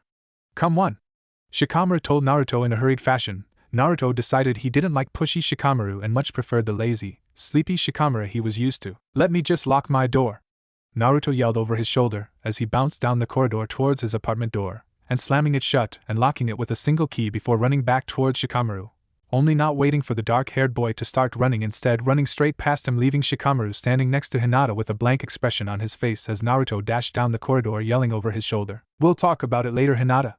Just don't say anything, okay? Then the figure of Uzumaki Naruto disappeared down a set of stairs, leaving Shikamaru to chase him. Hyuga. Hinata leant against the wall, recovering from what was her longest conversation with Naruto to date. That boy, Shikamaru sighed, is unbelievably troublesome. You wanted to see me, Tsunade-sama? The tall, bulky figure of Sarutobi-sama asked as, for the 2nd time in 2 days, he found himself standing in front of the Hokage's desk. I'm glad you came so early, Asuma. Tsunade replied with a grateful nod of her head. I didn't have much choice, Asuma replied sheepishly. Kurenai would have killed me had I not gone with Jiraiya. Maybe you shouldn't send Jiraiya to people's houses. Kurenai didn't kill him, did she? Tsunade asked with a sigh. He may be a perverted old lech, but he does have his uses. Why, Tsunade-chan? The unmistakable voice of Jiraiya called from the windowsill where the legendary Sannin had emerged, looking quite pleased that Tsunade was talking about him. You've finally come to your senses and seen what women all over Konoha have been saying for years. You need some of Jiraiya. Asuma shifted uncomfortably. While Tsunade visibly looked like a woman in her mid-20s, everyone knew she was over 50, as was Jiraiya, and to see the man who had looked after him on many occasions during his childhood, whilst his father was busy with his Hokage duties, put the moves on to Tsunade was some he'd rather not see. When did you say you were leaving the village? Tsunade asked curiously. Harsh, Tsunade, harsh. Jiraiya whined before perking up and looking at Asuma and giving the man a wink and saying, You got yourself a keeper in that girl, Asuma. Asuma felt his cheeks begin to heat up as Jiraiya talked about Kurenai in such a manner. It seemed no matter how much the two of them tried to keep their relationship a secret, people seemed to know about it. Of course, Jiraiya had caught Kurenai making a cup of coffee at 10 to 8 in the morning, so there wasn't much of a defense that could be made. He just hoped none of the genin would find out. He dreaded to think what Yamanaka Ino would do with that information. Thank you, Jiraiya-sama, Asuma replied quietly, keen not to have his father's former student talking about Kurenai like he was sure the Toad Sannin was thinking. I'm afraid we called you here for more serious business than your relationship with Kurenai, Tsunade informed the two men. Our discussion yesterday, Have you given it any thought? I've thought of nothing else, Tsunade. Asuma told the Hokage honestly. Your thoughts? Tsunade asked curiously. Jiraiya had stayed near the window leaning casually against the wall, and watching the exchange with interest. I'm not quite sure that you expect me to say, Asuma replied. Would you be willing? You're the only person who has access to them. Tsunade informed him. You're about 10 years too late. Asuma replied dully. The shinobi I served with are dead. There was a moment of silence as Asuma's revelation hung in the air, either Sannin saying anything and he himself just stood there waiting for one of his father's students to make the next move. But the organization is still alive. Tsunade stated simply. It is, Asuma agreed, but my affiliation with them ended 10 years ago. You were a member of the 12 Guardian Ninja, Asuma. Tsunade replied. You still have direct ties to the daimyo, no matter how much you pretend you don't. Why the sudden interest in the 12 Guardians? Asuma asked, slightly bristled by Tsunade's bluntness. The 12 operate under the direct control of the daimyo. With all due respect, Tsunade, you do not have much say in what happens with them. I know that, Tsunade replied tartly, but you are the sole survivor of the original elite force. You must have some stroke with the daimyo. The daimyo is who he is, Asuma replied, thinking about the grouchy old man whom he and the other 11 had protected with their lives. He doubted that the daimyo would do whatever it was that Tsunade wanted. He will do what he wants and nobody, not even the Hokage, will be able to get any favor from him. I am well aware of the policy our daimyo has implemented with Konoha, Tsunade retorted. I was however not thinking of me. If I remember right and the reports I have read are correct, the daimyo owes you a great debt. Asuma felt his mouth go slack and hang open. What had happened all those years ago was supposed to have stayed a secret between himself and his father, but apparently once again his old man had chosen his duties as Hokage over his duties as a father. Tsunade was correct. He supposed the daimyo did owe him a debt. He had after all been responsible for ending the plot of a coup d'état that had split the original Guardians and eventually led to the internal conflict between members. But it had ultimately come down to a fight between the revolting Guardians and those fighting to defend the order. Only 3 had survived of the original 12 and only one of those had been of the revolting Guardians. He supposed if Tsunade's logic was right, the daimyo also owed a debt to Chiriku, who had been fighting by his side during the conflict. In your mind, Asuma replied slowly, but we all know that the daimyos work under their own rulebooks. They don't have the same codes we shinobi do. But even so, Tsunade argued, you saved his life. That surely earns you some favor. You cannot deny that. Why the sudden interest in the 12 Guardians? Asuma asked, choosing to ignore Tsunade's statement, and instead ask a question that had been bugging him since the topic of the 12 Guardian Ninja had been brought up by the 2 Sannin. A look passed between Tsunade and Jiraiya, the latter giving a short nod to the Godame, giving her permission to continue. Something he found odd considering it was Tsunade, not Jiraiya, who was Hokage. She shouldn't be taking orders from anybody, even her fellow Sannin. The only people who were supposed to influence the Hokage were the elders, and an elder Jiraiya certainly wasn't. We wish to send a genin to train under them, Tsunade informed him. Asuma couldn't help but snort at Tsunade's announcement. Send a genin to train under the elite ninja guardians of the daimyo. You didn't simply place a genin among the elite 12, you only went if you were fortunate, or unfortunate, enough to receive an invitation. You can't just send a genin to train under the 12, Asuma chuckled. It's not some team you can mix and match until you get the best combination. It's an elite group of ninja hand-picked by the daimyo to protect him. You think for 1 minute he or any of the 12 will want a genin tagging along? They work as a team. They cannot have a weakness, and a genin would be a weakness no matter who it was. That may be, Tsunade argued, but there are circumstances that lead to him needing to be trained by the best. Then why are either of you training him? Asuma questioned. The 12 guardians are strong, but none of them were or are in the League of 2 Sannin. We can't, Tsunade answered quickly. Between my duties as Hokage and my need for Jiraiya to keep an eye on things outside of Konoha, we can't train him. Even if the 2 of us didn't have duties to attend, we would only be able to train him so much. I don't understand? Asuma asked. What could the Guardians teach this unknown genin that 2 of the legendary Sannin couldn't? The Guardians specialize in specific areas of ninjutsu, Tsunade informed him. They specialize in the use of elemental jutsu. Asuma could see where she was going with this. The 12 Guardians all specialized in one of the elemental forms of chakra. The daimyo had wanted 2 shinobi who were exceptionally skilled in one of the elements to minimize the threat of any attempts on his life. By having 2 shinobi who were masters of each individual elements, he had the counter to most ninjutsu. Smart on the daimyo's part. And if the combination was right, the teamwork between the 12 was almost unparalleled. The original 12 were a testament to that. I see, Asuma told Tsunade, so this genin is to be trained in his elemental affinity? Not quite. Tsunade answered again, sending a side look to her old teammate, who had rather strangely stayed quiet so far during this meeting. The look seemed to have sparked some life into Jiraiya, who took over from where Tsunade had left off. What I'm about to tell you does not leave this room, Jiraiya told him with an authoritative tone in his voice. Asuma nodded as if it was a giving. This is an S-class secret. S-class? This must be something of utter importance. A sense of pride swelled in the pit of Asuma's stomach at being included in something of such secrecy. Uzumaki Naruto has awakened a dojutsu, Jiraiya announced. Asuma frowned, As far as he knew, Uzumaki wasn't a name that inherited a bloodline, and he definitely wasn't from either the Hyuga or Uchiha families. He awakened the Rinnegan during our trip to find Tsunade. Asuma frowned. He'd never heard of the Rinnegan. He wasn't even aware Konoha had another Kekkai Genkai by the name of the Rinnegan, let alone it being a dojutsu. And this involves me how? Asuma questioned. He failed to see how anything relating to Uzumaki had anything to do with him. It wasn't like he was Naruto's sensei. If anything, shouldn't it be Kakashi here instead of him? The Rinnegan allows the holder to use all forms of jutsu, Jiraiya informed him. There are no restrictions on what the user can learn. He was beginning to see why Jiraiya and Tsunade had informed him instead of Kakashi. Whilst Kakashi undoubtedly had thousands of jutsu at his disposal, he had only mastered 2 elemental forms and could only use a third sparsely. If they sent Naruto to the Guardians, he would be getting trained by the 10 best elemental users in the shinobi world. I see, Asuma told Jiraiya with a nod, but I'm afraid it doesn't make any difference. The 12 simply wouldn't accept training a genin. Like I said, it's invite only. This is where you come in, Asuma, Jiraiya replied. We want you to take Naruto. Take him to the location of the fire temple, and risk both of our deaths? Asuma asked incredulously. I'm lucky I am still alive. You think they'll just let 2 people wander into their temple, and then just leave again? That temple is sacred. It's their home and where they train.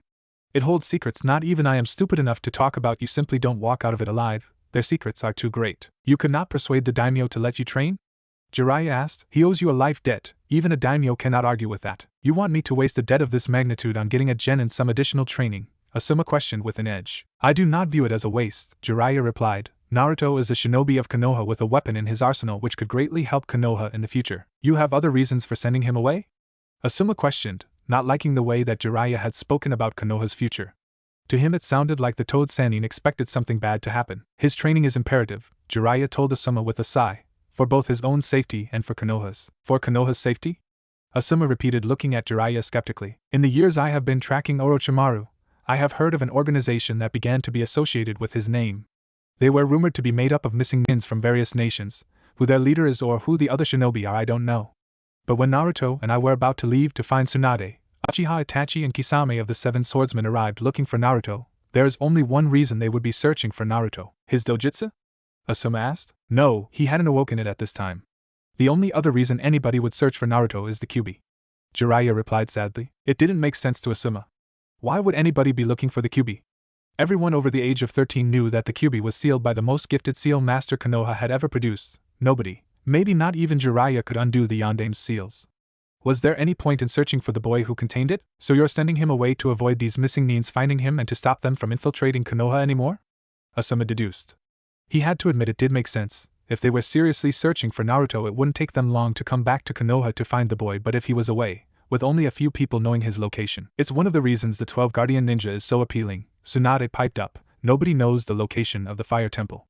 Akatsuki would not be able to find him, and it'd allow Naruto a chance to train, for him to prepare for them. It made sense, but then, making sense didn't mean that people would agree with it.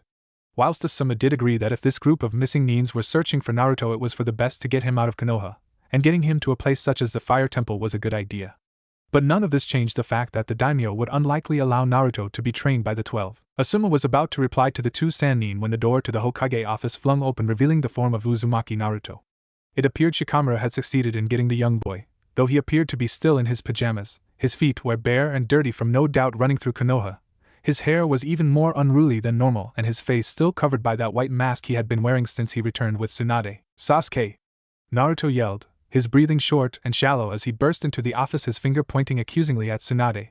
Where the hell is Sasuke? Asuma saw Tsunade visibly wilt much like a dying flower would at the mention of the Uchiha's name. He knew why, of course. The last Uchiha had left Konohagakure no Sato.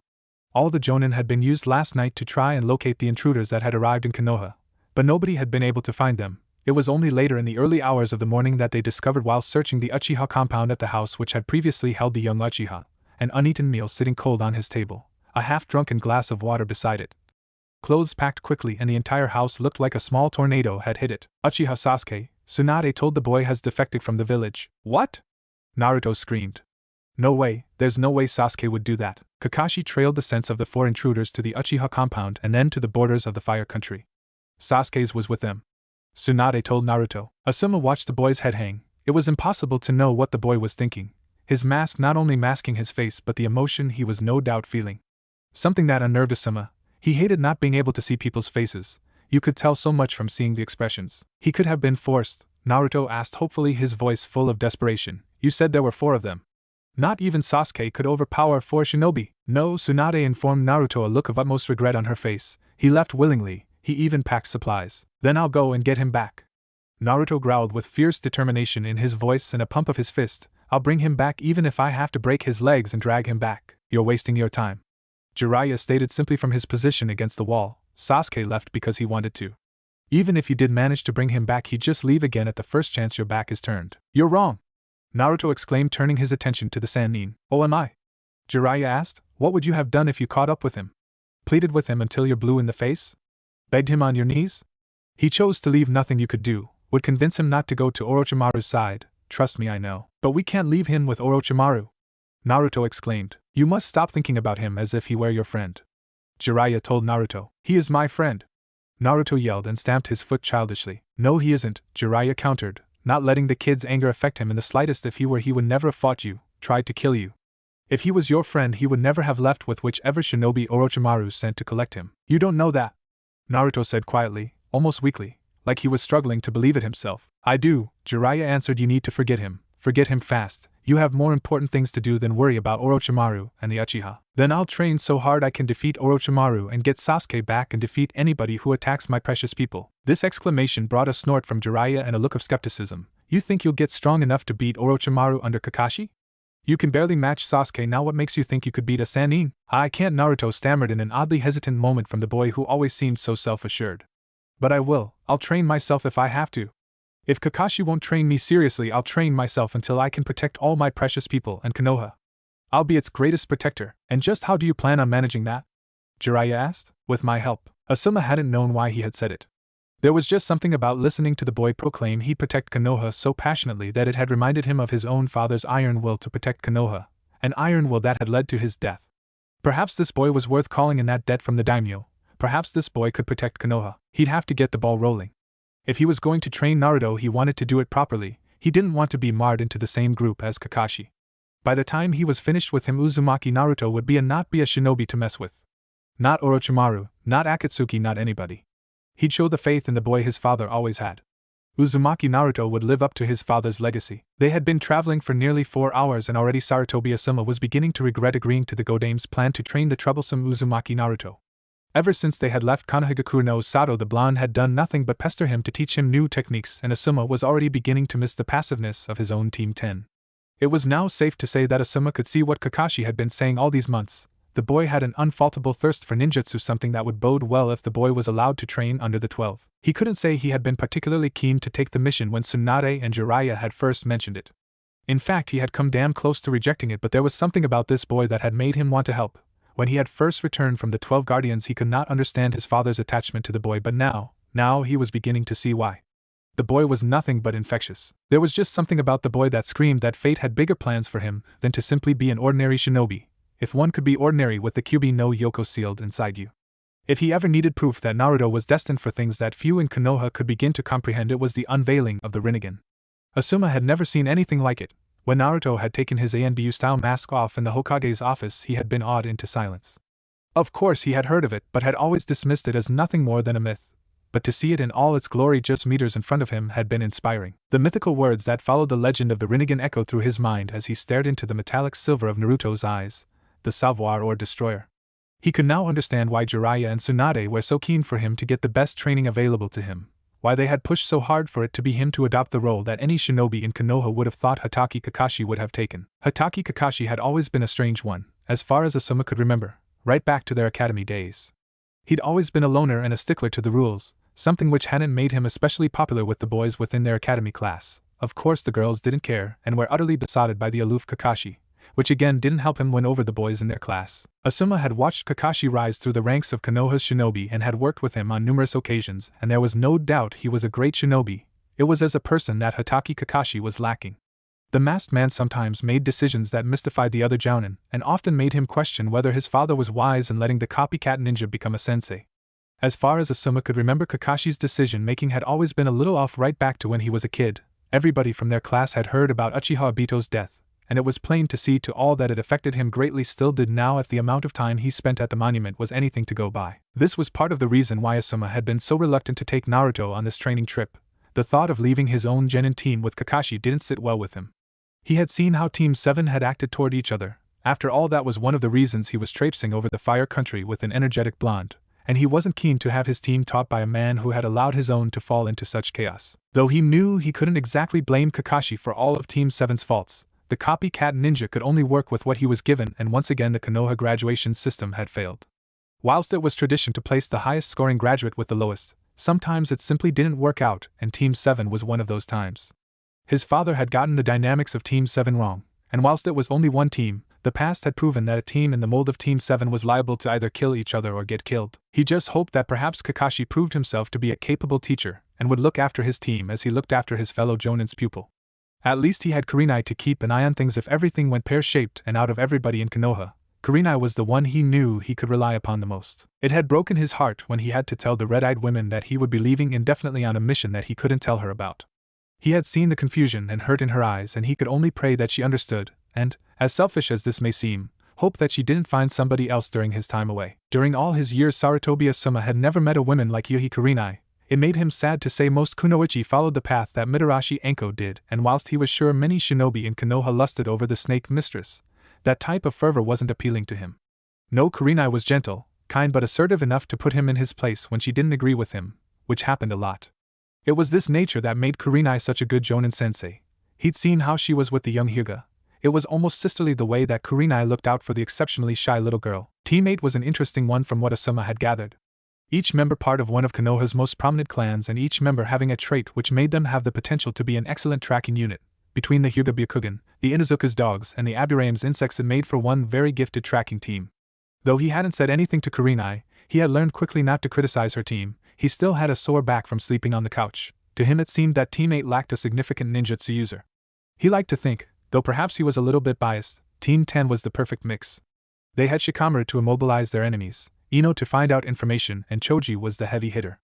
The perfect team. Whoa! Asuma was broken out of his musings at Naruto's sudden exclamation. The masked boy had come to a stop a few meters in front of him, at the top of the steep hill that they had been scaling for the past half an hour, and had he not known exactly where they were, he would have been more than a little worried at the sudden stop by his new apprentice. When Asuma reached Naruto's side, he could see why the blonde had stopped. The familiar sight of the daimyo's rather extravagant estate came into view at the valley's bottom. The daimyo's estate was like a small hidden village, a large perimeter wall having been built around a building that could only be described as a castle, putting even the Hokage mansion to shame. There were a few other buildings scattered within the boundary that they could see from their position, no doubt for servants and other employers of the fire daimyo. To the far side of the estate a small forest sat hiding, if Asuma recalled the 12 guardian ninjas' temple. Is this it? Naruto asked excitedly, turning to look at Asuma, who was once again greeted by the horrible white mask that was quickly becoming hated. Yup, Asuma replied, casting the estate another glance. This will hopefully be your home for the foreseeable future. Whoop! Naruto gave an enthusiastic punch to the air. Asuma gave a smile. At least the boy was enthusiastic. He needed if he could convince the daimyo to allow him to train with his elite guard. Come on Naruto, let's go, Asuma told the boy, walking slowly down the gravelly path of the valley that he knew from personal experience would lead down to the entrance into the daimyo's estate. Both Konoha shinobi wandered down the path without sharing a word. Naruto was no doubt excited and wanting to get down for training, if the constant jabbering that he had had to endure on the trip down was anything to go by. Asuma himself couldn't deny that he was looking forward to being able to put his skills against the best. He'd like to think he could still match the new guardians, but somehow he had a feeling he was in for a shock. Perhaps this training mission wouldn't just be beneficial for Naruto. Well, a familiar voice called out, a voice that Asuma hadn't expected to hear ever again. Look what the cat dragged in. Asuma couldn't believe his eyes. Stood in front of the gate that permitted entry to the daimyo's court was a single figure, the silhouette of his shadow scaling the large white bricked wall. Long time no see, Chiriku. Asuma replied to his old friend. Chiriku allowed a smile to grace his face. His bushy black eyebrows remained the only hair on his head, though his face was now marred with more age lines than the last time Asuma had seen him. His clothes were a lot better than the last time they had been in each other's company. Chiriku's robe wasn't torn and dirty as it had been during the last time they had met. Now it was immaculate, and almost uniform-like. What brings you here of all places, old friend? Chiriku asked, coming away from his post to shake Asuma's hand, giving the bearded man a clap on the back as he did so. I must say you're looking much better than the last time I saw you. Asuma had to smile at that. The last time he had saw Chiriku he wasn't exactly looking healthy. In fact, if he remembered rightly, it was Chiriku who said he looked like he had contracted the plague. He couldn't blame him, of course. Personal hygiene hadn't exactly been top of his list of priorities back in those days. What the love of a good woman will do to you. Asuma replied with a grin, seeing Naruto shoot him a glance. Settled down, huh? Chiriku asked with a grin. Thinking about it, Asuma replied with a steady nod. So what are you doing here, Chiriku? I never expected to run into you here. The same could be said about you, Chiriku replied. Thought you'd gone back to ordinary life? What happened? Get bored? Asuma took a moment to think of the best way to tell his old friend enough to satisfy his curiosity, but without giving away the mission. The appearance of Chiriku was unexpected and slightly troublesome. Having one of the 3 surviving original guardians did add a little bit more interest to this mission. I am here to see the daimyo, Asuma informed his old comrade. The Godame Hokage wishes for a special genin of Konoha to train under the elite. A frown appeared on Chiriku's face, causing his forehead to crease and his impossibly bushy eyebrows to slant diagonally. You should know that nobody trains with the 12, his old friend said, and the daimyo will not take well with the Godame Hokage thinking that she can force him to allow it. Asuma winced a little. He had said the exact same thing. Perhaps it would change his old friend's opinion if he were to show him what laid underneath the mask Naruto wore, but he had been under strict instructions by both Sannin to keep Naruto's Kekkai Genkai a secret unless absolutely vital. I assure you, old friend, it is of utmost importance that I see the daimyo. Asuma could see that Chiriku wasn't relenting, not that he should have expected him to. Chiriku had always been a very stubborn ninja who was not easily convinced. You know I would not ask you, Chiriku, if it was not important. For old time's sakes, I can get you into to see him, Asuma, Chiriku answered with a sigh. But I can't promise he'll agree with your demands. That's all I ask? Asuma replied with a nod, and Chiriku gave an annoyed tut before turning toward the gate, and allowing his chakra to flare around the latch, causing it to swing open with a click, allowing them access into the courtyard. The courtyard was massively different to how Asuma remembered. Last time he'd been here it had been a wreck, big craters missing from the ground where various jutsu had struck, and if he remembered rightly a small portion of the castle that the grounds were designed around had been burning. Now though it was like that epic battle which had killed 9 of his comrades had never happened, the craters were filled in and made to be part of this beautiful garden. Perhaps the pond that sat at the bottom on the grounds was the only remnant of the battle. Tall hedges now made an unofficial fence around the garden. A few statues littered the courtyard and an apple tree sat in the center with a few stone benches under it. Bit different, huh? Chiriku said to Asuma, who could only nod as he, Naruto by his side, followed his old friend up the elaborate stone stairs and up to the large, polished wooden door. Chiriku wasted no time in opening it and allowing them all entrance inside. The inside of the house was exactly how Asuma had imagined it to be.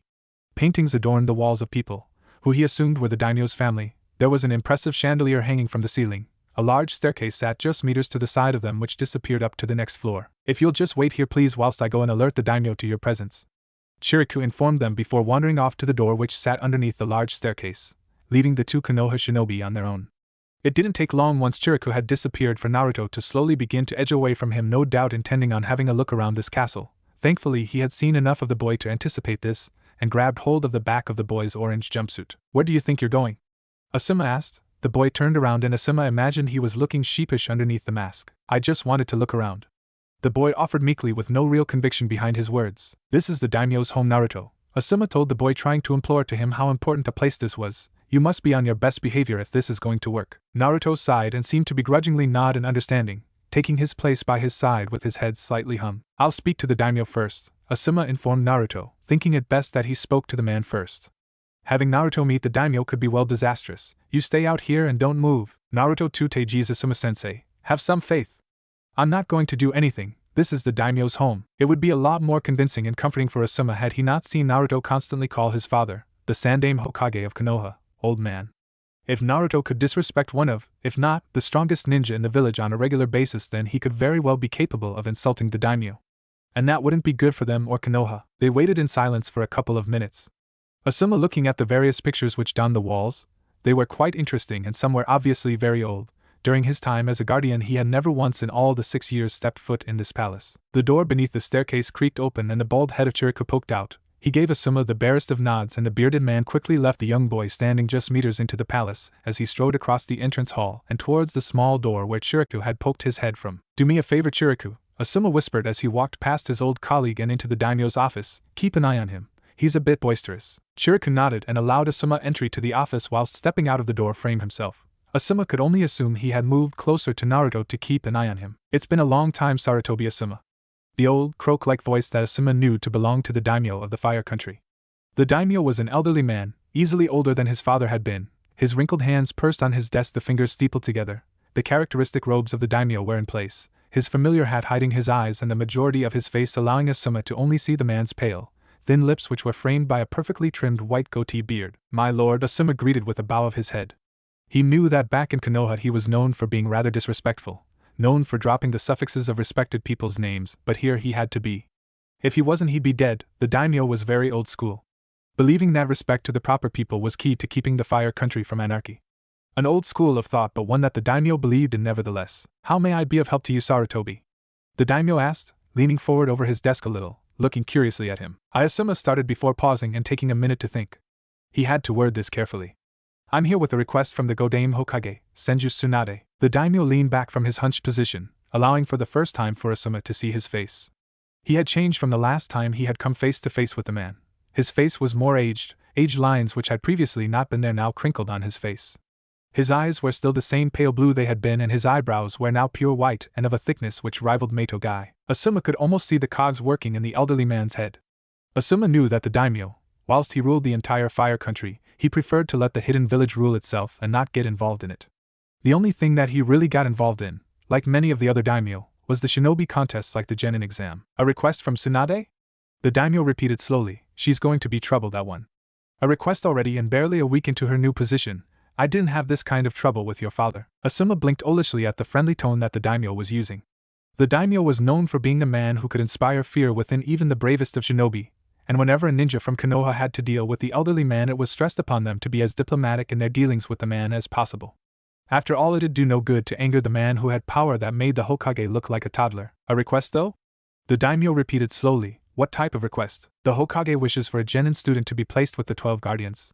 Asuma said slightly tentatively, watching the elderly man across from him to try and gauge his reaction. Unusual, the daimyo pondered, bringing up his right hand to trace the outline of his trimmed goatee beard as he looked at Asuma in a calculating manner. It is not normally the kage that offers up its shinobi, but more me selecting those who would best serve me. The boy with you is not the young man I sent the letter to, is he? Asuma shook his head negatively.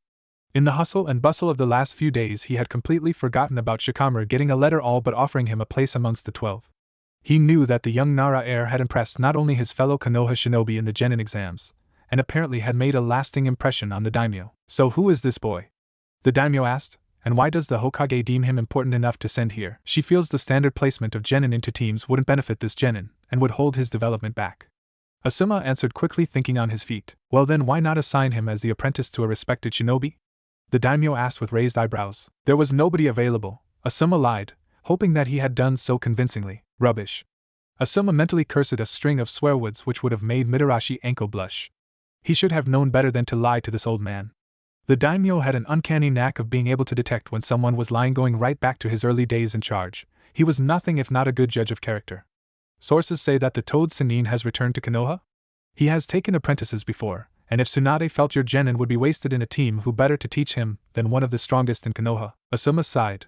He knew that the chances of getting the daimyo to blindly agree were slim, but he hadn't expected things to deteriorate so quickly. Perhaps Jiraiya, Tsunade, and himself had underestimated the elusive daimyo. Okay, Asuma sighed. I'll tell you the truth. Uzumaki Naruto has awakened an ancient dojutsu, and is in need of training in the elemental arts. Nobody in Konoha can teach him. It's why the Godane wishes for Naruto to train under the 12. A smirk appeared on the daimyo's elderly face as Asuma finished answering the reason as to why he had turned up at the daimyo's residence without giving any prior warning. The smirk puzzled him. Was the daimyo smirking because he was finally getting the truth? He'd have thought that daimyo would have been angry that Konoha dare hide this sort of information from the most powerful man in the fire country. You always did have a good sense of humor, Asuma. The daimyo informed him with a slight chuckle. Excuse me? You do not need to make up some fantasy story to convince me. The daimyo told Asuma. I haven't forgotten who you fought for all those years ago. I gave Chiriku a job when he had nowhere else to go. For you I will allow your student to train under my guards until you deem him at a suitable level to return to Konoha. Asuma couldn't help but gape with an open mouth at the daimyo.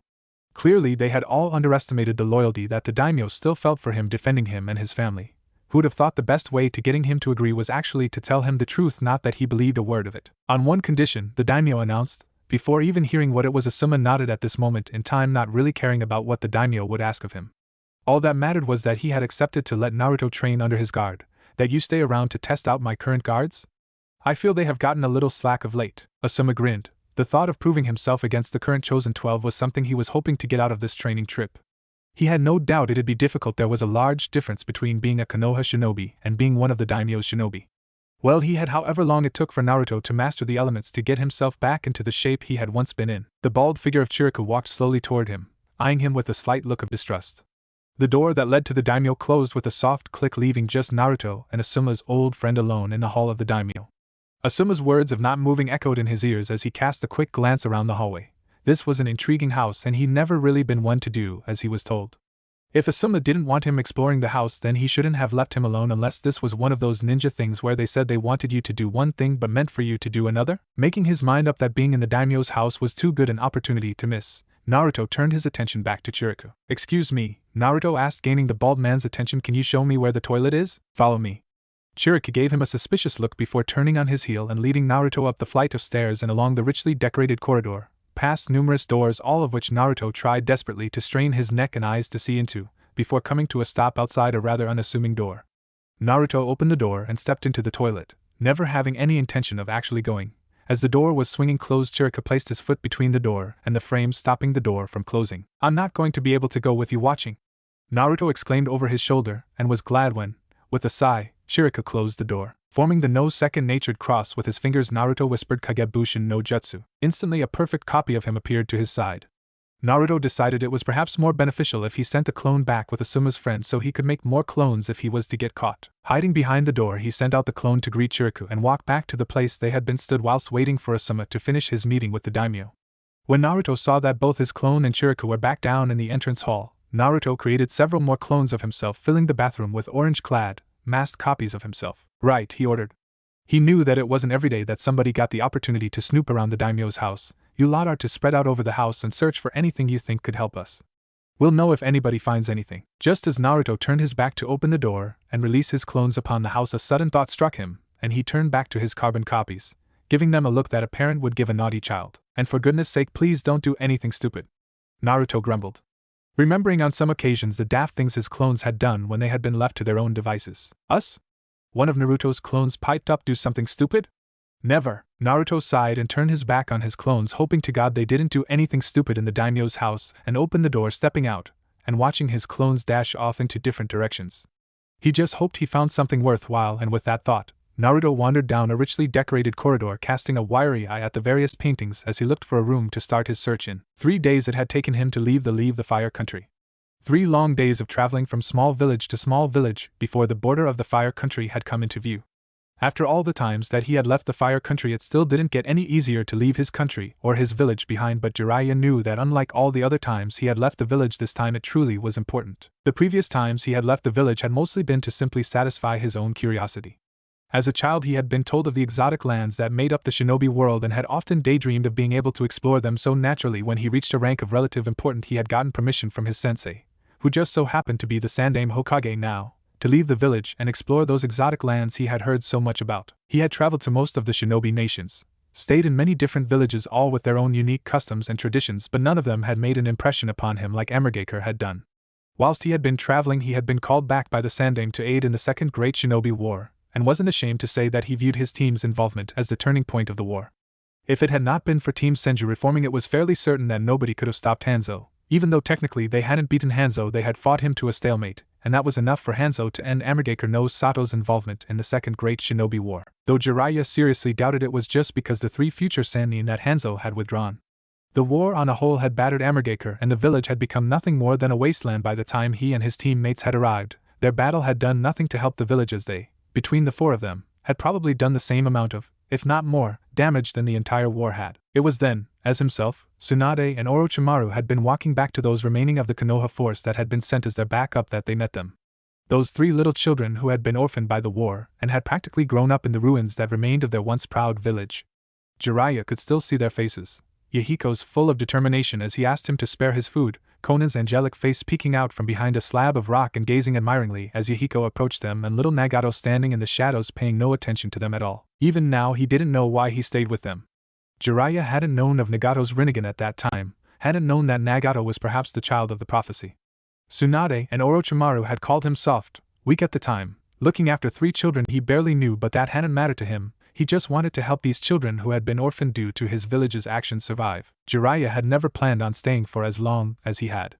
He hadn't even planned teaching them jutsu, but when Konan had come crying into the hut he had built for them to live in, he had gone to help the 2 little boys, who had apparently tried going fishing to make him breakfast, only to find the unconscious form of Yahiko next to the crying figure of Nagato, and the dead body of an IWA shinobi to the side of them. It was here that for the first time in the months that he had looked after the 3 young children that he saw Nagato's eyes.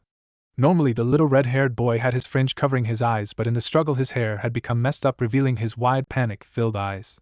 It was then that Jiraiya saw the violet concentric ringed eyes that Nagato possessed. It was then, knowing of the gift Nagato possessed, that he decided to train them in the art of ninjutsu, the prophecy the great Toad Sage had once told him echoing in his ears as he trained them.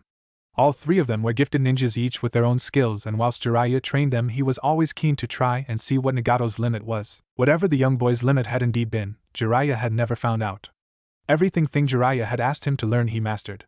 It was quite unnerving to see somebody master various ninjutsu with such ease, and in some cases even create his own, a remarkable skill for the best of shinobi, let alone a child. It was 3 years later that Jiraiya judged them at a level that they were capable of living and surviving on their own. And they were capable of surviving. As the years passed, stories of 3 young shinobi rising in aim reached back to Konoha, and despite his curiosity he managed to resist the temptation to investigate these stories. Then the stories he had been hearing stopped. It was like they disappeared off the face of the earth. Rumors of their death even began to circulate. Jiraiya didn't believe that for a second. There was no way Nagato would have let anything happen to either Konan or Yahiko, and the same went for both of them too. It would have had to take a very special shinobi to be able to kill any of them, and he doubted there was anybody save the Sannin and Hanzo who could have done it, and even then it would not have been easy. Jiraiya had traveled to the borders of the Rain country in hope of speaking with Hanzo. He hadn't been to Aim since leaving Nagato and the others, but from what he had heard from various sources, including Tsunade, about the state of which Amigekure no Sato was in.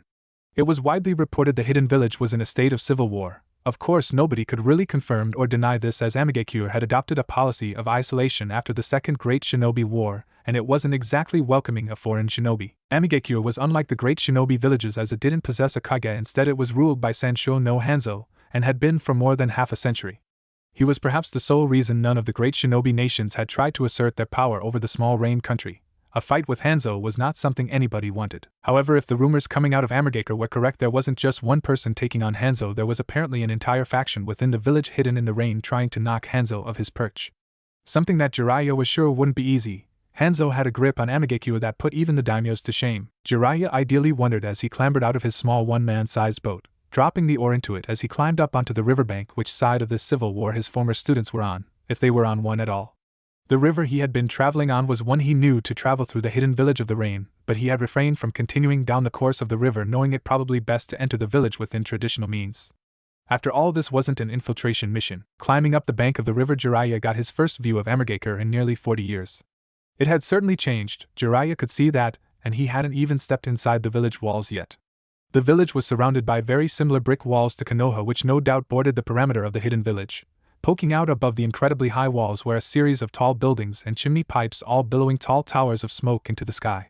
To his left, Jiraiya could see a few pipes spilling out of the large perimeter wall and down the river bank before ducking down into the river water. Jiraiya guessed that explained the slightly yellowish tint the river water took.